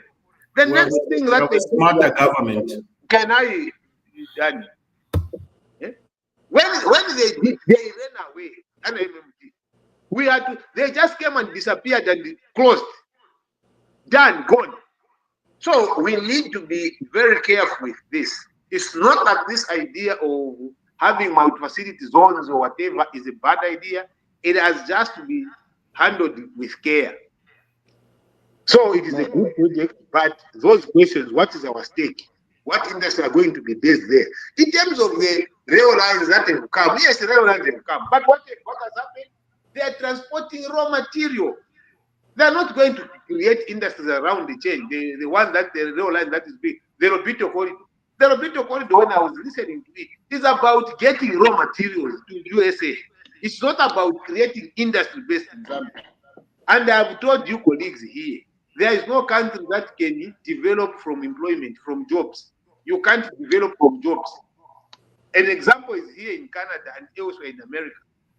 The people, the job creators are the ones that are Americans with big businesses, shareholding, creating profits, and then expanding the economies. If the focus is just for people to get jobs, we will never go anywhere. We will just enrich our friends. That is my submission. Before someone comes in, I want to help Wachanda I want to add more to what you said. There should be a clause. There should be that clause which stops someone from doing the unnecessary or the unexpected. We don't understand clause in Wachanda. Agreements. Close to do the unexpected. They should just stick to but that close if they own land. For that land, they start shareholding. There's nothing you can do about it. They can change in a day and they'll be gone. They can even change to sell. That is how Kansachi sold the mine in Guanamukubwa. You know, they did that after yeah, but there's nothing you can do about it. That's why even Mopani, it was sold. It is sold like, okay, my going to send the machine. So those are the things that happen. So that's why before you do it, you must be able to be very clear with what you want to achieve at the end of the day. But right. what I like about our country is right now we are led by a leader who has a very high business acumen. Very high. They don't say business acumen. Can I just now you see what the thing about the way what we're talking about is correct. We need those dots and crosses on the I's and T's there so that we go in a proper business partnership. To me, I have a lot of confidence with the current government because we are not sending certain caliber ministers who are calling in Los Angeles, Osaka, to go for negotiations. The people we are dealing with here are very, very smart people. I have confidence in my government at the moment. He doesn't go for negotiations. He's just so. But anyway, what you are talking about, it was because the government of the day at that time were not very, what can I say? They were not very careful in the way they were dealing with international businessmen that were coming in our country. My president, HH, is an international businessman. He knows these things inside out. And he's a leader who cannot allow such a thing to happen. That's the only thing I can tell you, because he has led successful businesses. He has, he's done that. He's been there. He knows how to negotiate. He's a big negotiator. He has negotiated with bigger institutions, World Bank, IMF, which other leaders failed. So to me, I have a lot of confidence in him that when he's dealing with these Arab producing countries, bringing money in our country, all our worries will be taken care of. Yes. Let's bring in a new entrant, Mr. Musonda Philip. I think he's been here before. Welcome to the podcast, Mr. Musonda. And how is Zambia this evening? Okay. Hello. Good evening. How are you, everybody there? Thank you for joining us, Musonda. I think he's got some updates. He's in Kawambwa right now. Oh yes, let's see about so he's a soldier. He's a soldier that's he deserves a lot of accolades. If you look at how he moved from the Copper Belt to Kawambwa, I mean, it's something that it amazes me. I'm like, wow, for the love of the party. But anyway, Mr. Nani, can you just tell us what you're doing? Nami Posha, once I greet you all. Good evening.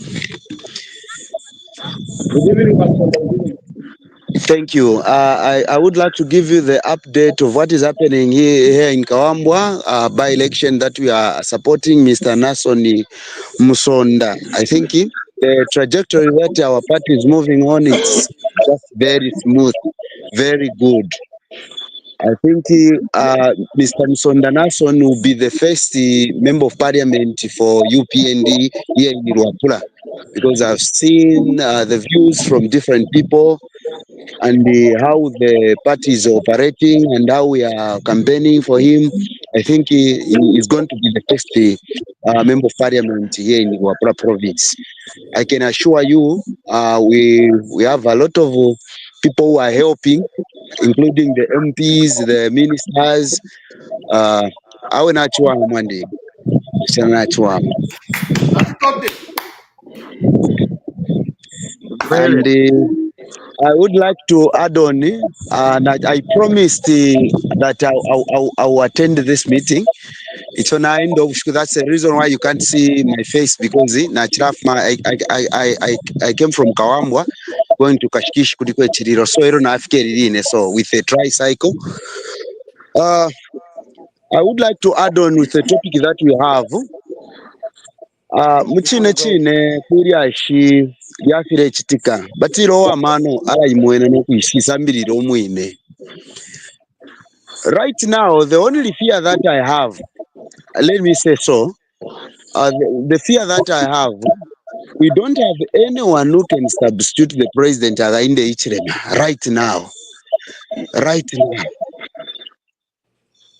Ukulole keshefe ale chitika nefire chitika noko tulea. I think we don't have that person. That's why leadership akovati alebwere rapo, we use plan B. That issue is raising a lot of concerns, of which we need to be very strictly, because what I know about that plan B is something else that can happen. Mwalishi babalando kovati mpofunga yako bati nalaku mechimuti. You don't need to start asking where the blind man is going to get the stick. You have just to be alert that mpofunga yako bati ndeku mechimuti. Don't ask uko chala fuma. You ain't sure about it can happen anytime. Anytime, yeah. Having the former president wants to use plan B. It might be true. Let's just put it by balance by equation. But we should not pay blind eye to anything that is coming, especially from the opposition that doesn't like anything, that cannot appreciate. The one who hates you will never tell you that you are beautiful. That's a point. So on this angle, we need to support the president. We need to be vigilant as well. We need to be vigilant because we don't know the next step. And concerning the issue, kufia tumwike mu salo mwalishi ba law is blind. Law takwa bati yo fetu alishi batu alishi befine fitu alosha nomu. Ifunde tufile tu achindika. Ifunde ya chalo. That's all. Kwena kutina alunda balando kwa kulundo tu ingino mbapa pena. Nsuminisheni nenduche. Nduche namba. It's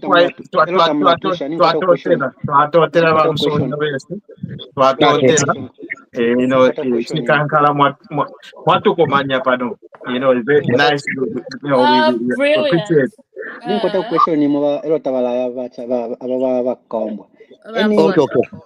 Any political violence, any violence on the ground so far? Good question. Papa Kalamba, we don't have any case. We even the moment we landed in Kawambwa, we even told the former president, even if you want, don't go, remain in Kawambwa so that we campaign and see that our president is a able leader. Mr. Againde Ichirema told us not to do unlawful things. We need just to abide, to be the law-abiding citizens. No cadarism, no violence has been recorded so far. So it's not true that this government would take over. buteko bumfwa n'abantu babo bantu bomfwa apali kuli sho kushunguluka kwene tapali pwefyo ngwefili fyonse tapali okupuma no kuli konse takuli kwa mapanga takuli kweli ashira mateza ne mfuti. It is just a smooth environment. I can Bakazia mleo umfwa bakazia mleo umfwa bakazia tabale believe mleo umfwa bakazia badisi bale kampena badisi bale kampena na mmotoka ya JRZ. I'm happy that takuli mapatiza formula which is really really good. Bushe badisi bale kampena na mmotoka ya JRZ. Hello. Nabepushe tipusho onjafuke pakutira ndekereko mirekereko. Bushe badisi bale kampena na mmotoka ya JRZ aliko yale moneka. Okay, your question kwaliko bamwa bayipwisha. I think I saw that post from Munyaure. He said they are using ama JRZ vehicles. I can tell you but DC, our own DC, tabale bonse abakwetepo na motoka iyo bakwete akobatoke badamo kwatwe balendamo motoka balendamo yaba EOBC nkandu noti yabo teko noti yabo. I think you are getting me there. But DC tabakwetepo motoka timona ba mayor ba newly elected mayor tabakwetepo motoka yakwatina bakwata motoka iyo balendamo ive yabo na ngwi yabo teko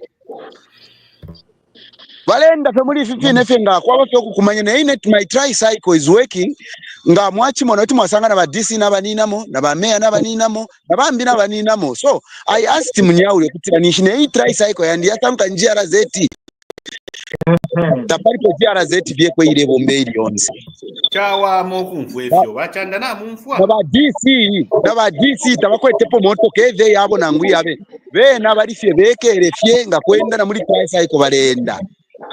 That's a difference with our party. mleo umfwa machilufi bakazia ngamlepa lombanga ndikutina landa lepa landa so that we can thank you very much. At least an update is given. That's why sometimes they that this I'm very happy that hakuna mapatiza formula kuna kula which I think that they are very very good people here. Mapatiza formula hii ngomba kisa takwa wewe kusumina fitu ngana fiwamba batanga this will for wewe takwa wewe kusumina but batanga mlepa mambo kwa kusindia no let him speak lande naleka ekala nzimo batuse bichanga nenda kama msonga apela very good bakazia you can talk and I hope it goes on to be a free and fair election the way it should be. Although I don't appreciate the way it came about. That one I don't agree with. But it is what it is. So what is the end of Sonda Mandi? And we hope that we will hear good news against that. Apo ekishinka chakwe bati obusuma bwa my election yali free and fair. Ili otwamuno kutira batonse alliance na bakwata party yabo. Ifo kubachindika kwesu we don't need to go and interrupt what they are meeting. Yeah. We should give them chance to campaign, and once we have our own campaign and our rally, they should not come to us to disrupt us. If they are coming to us, bimbibaleza mukumfwa kyo finish balelanda na ngufimbi bati takulifya kwa nature abafunganya they are not going to have it, they are not going to do it. You know, the party in government ingataka are taking advantage.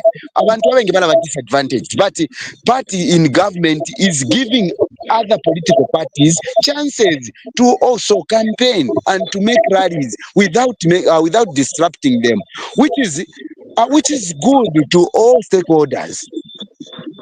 Imo question nalaipsha kulipo bamu ba party obakene pokupera notice for holding a rally akavame ba police bakanya no tetimste hold rally akateke ko bali kuno you cannot campaign because kuli ba chani kuno ife kiaso file chitika koko ukuta kuliko na kairi ba president tabalaisako ba president bakesa fe mukutasha bichiri pocket akobati yonza ma political parties bala yapera manshi bala yapera masheju imwe mukabombera pana ila from timetable.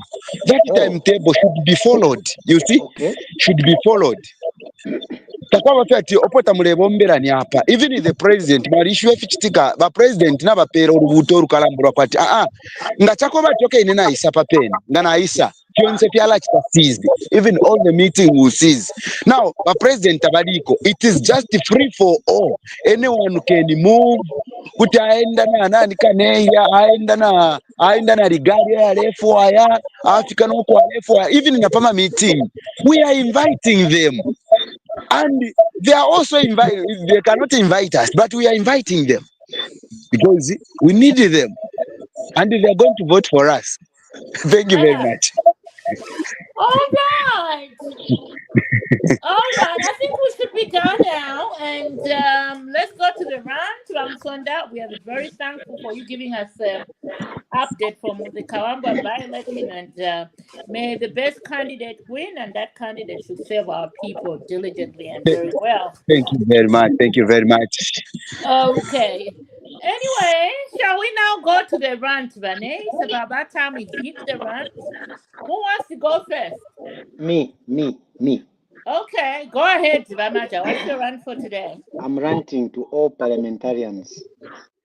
If they can raise a motion that will bar anyone who has been vice president to contest for presidency in Zambia. Yolo, if they are in the constitution, wangu, before someone thinks of using it as the plan B, that one should be done. That's my rant. My number one rant. Rant number 2 is Zambians are known for partying. It's Christmas time, it's festive time. Chefen Kowalwa. Abana wakaya kuma school. Of course, this time they are not going to pay fees. They will just have money to buy uniforms, books. Because the results will be coming out very soon, much as it is party time. Think of the time when schools open, children need school books, bags. Not just thinking of shipwe. I end there. Right. Doc, what's your rant for the day? My brother here talked about the parliamentarians tabling this motion of vice presidency.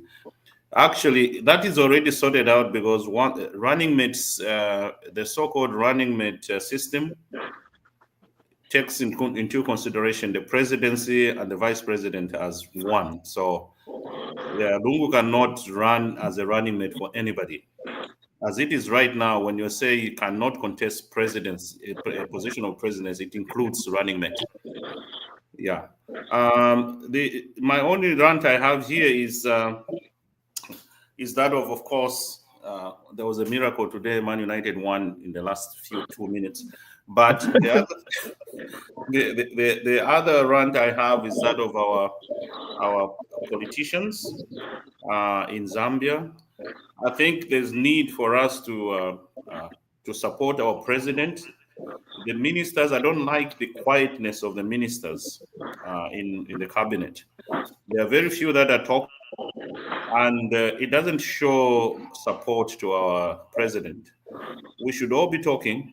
We should all be championing the same cause wherever we are. We are too quiet as the ministers. Ministers are too quiet for my liking. I want them to be voicing the same thing. The president is doing tons and tons of things, but the ministers are quiet.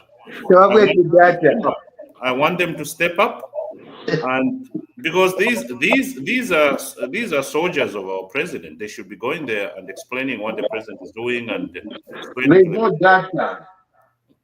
What do you mean there's no data?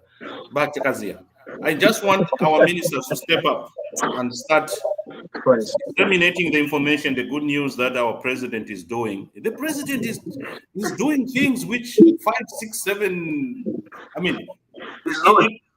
He's done things which, honestly, he has done things. For example, what he has done right now, opening up the mines, bringing all the industrial investors here and all that type of thing. This thing has never, Zambia has not experienced this in the past 20 years. Nothing. Zero. So what he has done right now is huge for our country. And we need to tell our citizens what's really going on. And we'll start seeing the fruits in the next few years. We'll start seeing these investments coming to fruition. So, ministers, I urge you, start disseminating the information. Start telling people what's going on.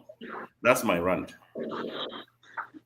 Right. Bakazi, what's your rant for the My day? rant. The ministers have nothing to offer. They don't have anything to say. Because that's where the problem is. My rant is about the cost of living in Zambia. It's reached at astronomical levels, which are very difficult for people. Yes, we can talk about the long-term plan, but people don't eat long-term. They eat short-term, and then they work for the long-term plan. Right now, the people are nicely suffering. Nicely suffering. The cost has just gone in ways that are unimaginable. In Salana, in Chidamu, so if people have, they need to really think about what they will do to the leadership, especially the leadership at the parliamentary level before they go to presidential level, to see indeed that is their life worse off from when they started up to now. And to government needs to stop politicking and talking about plan A, plan B, and go and fix the suffering of the people. Have some short-term measures so that people can be elevated.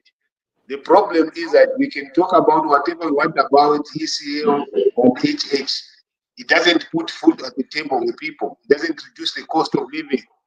What is very important is to work on the cost of living, create systems that are able to attend to the people. It's important that the current government attends to the cries of the people. Justifying things that are wrong, especially when people are hungry, doesn't make hunger go away. You and us here that are speaking here, we are all talking very, very, very well about the future plans because we know that our food is secured. I know for this fact that from this one, I'm going upstairs, I'm going to make a cup of tea, and I'm going to have, a piece of toast, whatever I want to eat, I'll eat. I know for a fact. But then we need to see that the people should be able to eat at least once or twice a day. Not the 3 times that we are promised. We know the 3 times that we are promised we are for campaign. It can't happen. But at least the people be affording the food. So let's avoid a lot of politicking, but try to focus on the solutions that should be able to help people in the short term, so that they can, have some decency around it. And also, I still get back to my last one, Kalinda or the rant. I need the miners to be paid in US dollars. I need that. The issue of Lumwana has given them a bonus, which is really, really good, the performance bonus, but they need slightly much more because we know that part of the bonus that is being given is the savings from the appreciation of the kwacha, from the depreciation of the kwacha. So people are just getting their own money, but in a certain manner. So we need people to start getting their money in dollars. I urge trade unions in the mines to make sure that all the miners, they have to actually adjust to getting the money in the US dollar so that it should be able to reflect the economic. Is dollars the currency of exchange in Zambia? Dollarization. Is it the dollars the currency of exchange in Zambia now? No, so that won't hold. Why I'm telling you is because foreigners are paid in dollars. There's nothing because they are not Zambians. Excuse me, Wadani. If you think your Zambians don't deserve dollars, foreigners do. I think otherwise. Let's exchange the currency of exchange. Yeah, you see. Well, I think the argument should be. You see that. Why don't we pay our own Zambian? It's my argument. It's a rant. It's my rant. That's a story of another day. You opened up another Pandora's box. It's a story of another day. Let him finish his rant. It's my rant. It's not yours. You give yours. There's a reason for the rant. Mine is because every transaction in mine, from labor to everything, is done in dollars. There's no need to be paying foreigners in dollars and paying the Zambians in kwacha. Why didn't you do it when you were PS? Let Okay. let him finish his rant, please. It's my rant. You can't be asking why did I do in PSA. Let him finish his rant. That's not it's a I minor. haven't even ranted myself, so I think it's my time now. No, but you see, that keeps disturbing me. But yeah, I need to get me.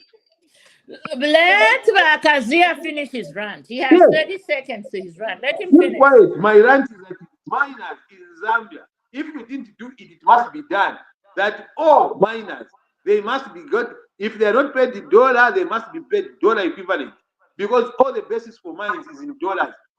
My minerals are hitting high road, but our people are getting getting peanuts out of it. We need to work around that, and Ministry of Labor can do a set of instrument to that effect in terms of getting them a minimum wage, which is dollar based. So that is my rant, and I want that to be done. The unions listen to that. Thank you. Yes. Thank you very much. Well, my rant is this. I got a couple of things that I need to address or put out of my chest. One, I just wanted to sort of amplify on what I said earlier. I talked about Timbuktu and how Egypt came to what Egypt was. Okay, that may look or sound like a story from a playbook or a history, like you just read. These are real issues, and developed nations, advanced nations, and advanced civilizations, if you look around the globe, they either had a pyramid, starting from Egypt, go to anywhere in Europe, you find they have what they call I forgot the name. Go to South America, they have pyramids there as well. Now, these things were not just happening by mistake. It's because at a particular time in place, they had leaders and they had people who were thinking ahead of time. Okay? Relating us to all these things that I've just said, which may not be very conventional, but certain individuals like HH, he's thinking about the country and he's thinking about 50, 100 years from now. How will Zambia look like? Now, if you look at the investment program,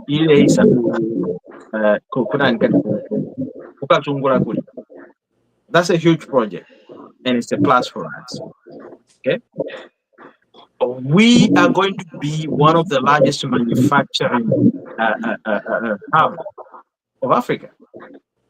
Now, there's only one thing. I hope everybody is listening on this one, or the government, or anybody. There's one mineral that we've not tapped in, or industry that we've let it to be abused and used by foreigners, which is the mining, the emerald mining sector.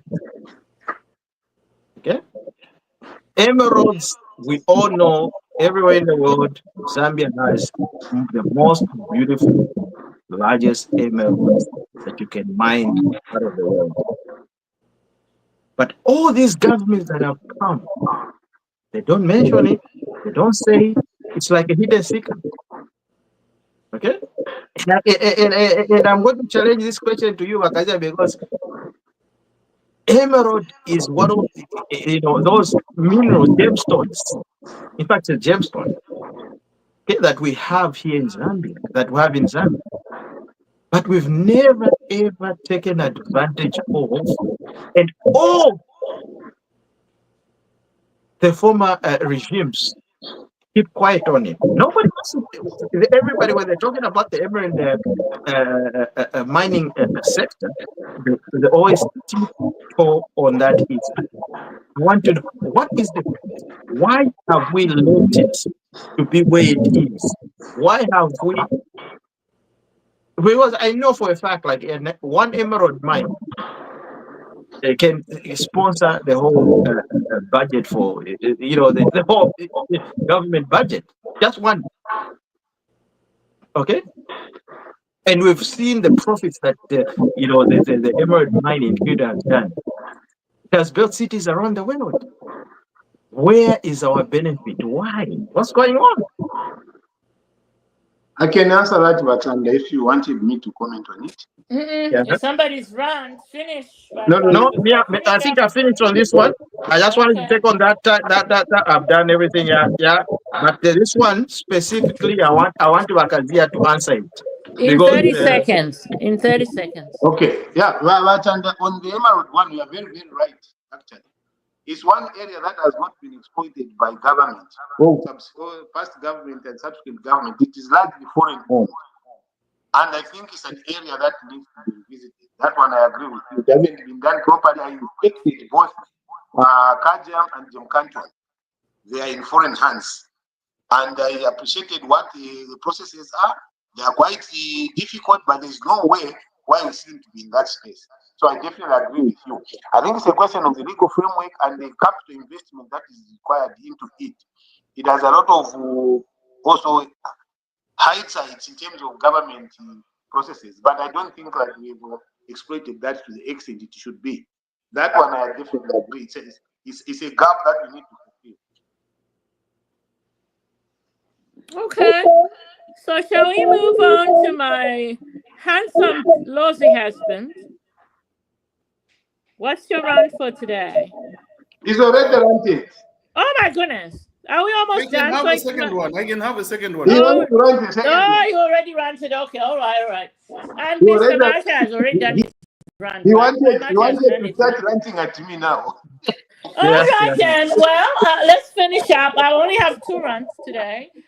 I think for me, I would like to challenge the people that are in government that seem to be embarrassing our president week in, week out.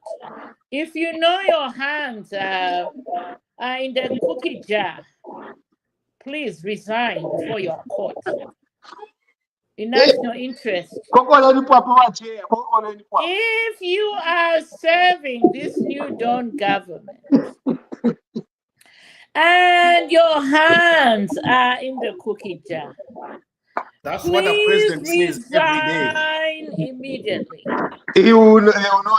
I am so sick and tired of reading this news of the president firing you because of a report. You know who you're working for. You know what's called upon you. You know what Zambians expect from you. Stop it. Stop embarrassing our president. Stop embarrassing the people that support the party. Stop embarrassing Zambians. Stop embarrassing your wives, your side chicks, your girlfriends, you name it. Just stop it. Resign now. Secondly, Manshiri. I don't know what's going on. There's a crisis at Manshiri, and Pep doesn't know how to stop the mess there. Why are they losing games left, right, and center? And finally,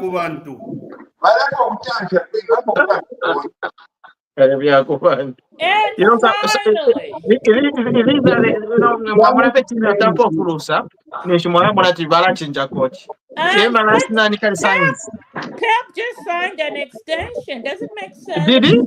Yeah, he just signed an extension, I think 2 weeks ago. Today's game, it looked like Fiakubantu. I mean, how do you let Matuvi United score 2 goals in 2 minutes? In 2 minutes? Yeah. That was unbelievable. I corner, man. Anyway, and let's just congratulate our 4 national team. Arsenal. No, before we go to that, Arsenal, Let's congratulate the Zambia national soccer teams from the under 17 Under female and men and the 17. under Oh 20 and God. We they talked both about Under won. 17. They Under won I think everything. Zambian soccer I think is right now at a good Yes. space. I mean, See, we are going how can somewhere. we We are forget? heading somewhere. Because the way they are playing this under 17 now, both the male and the Yeah, how girls. can they be beating those teams 17-0? These boys are 15 gonna be heading somewhere big. They're on fire. They are on. So The let's girls are the boys. congratulate them. Zambian Let's not football forget. is on the rise. Yeah, let's not forget about them. And finally, North London Oh my forever. goodness. Number one. I wish my Draw. son was here, could have sang that song. Draw. Draw. As long as we don't lose, Draw. North London forever. Yeah, but you have to know where we are. Where are we on the table? And Number 3. I think Yes.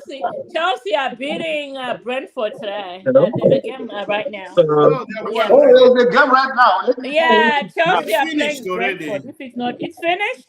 Yeah. So What did they was the win? result? If They they beat win, them 2-1. okay, Chelsea then won. yeah, they're still number 2. Chelsea Anyway, won, yeah. on that note, shall we until next week? Let's hang up our mics, and it's been one of those shows, and enjoy your weekend, and keep the faith, people. Keep the faith.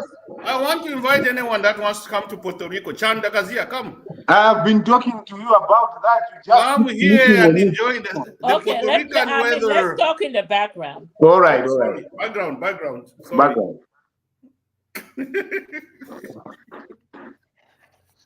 Bambina. It's ine nalipushapo mulamposa pansi tamuonjaska nokunja Tamukuyenda Puerto Rico imwe vachanja mapanga. still recording. No, hold on. I did something wrong.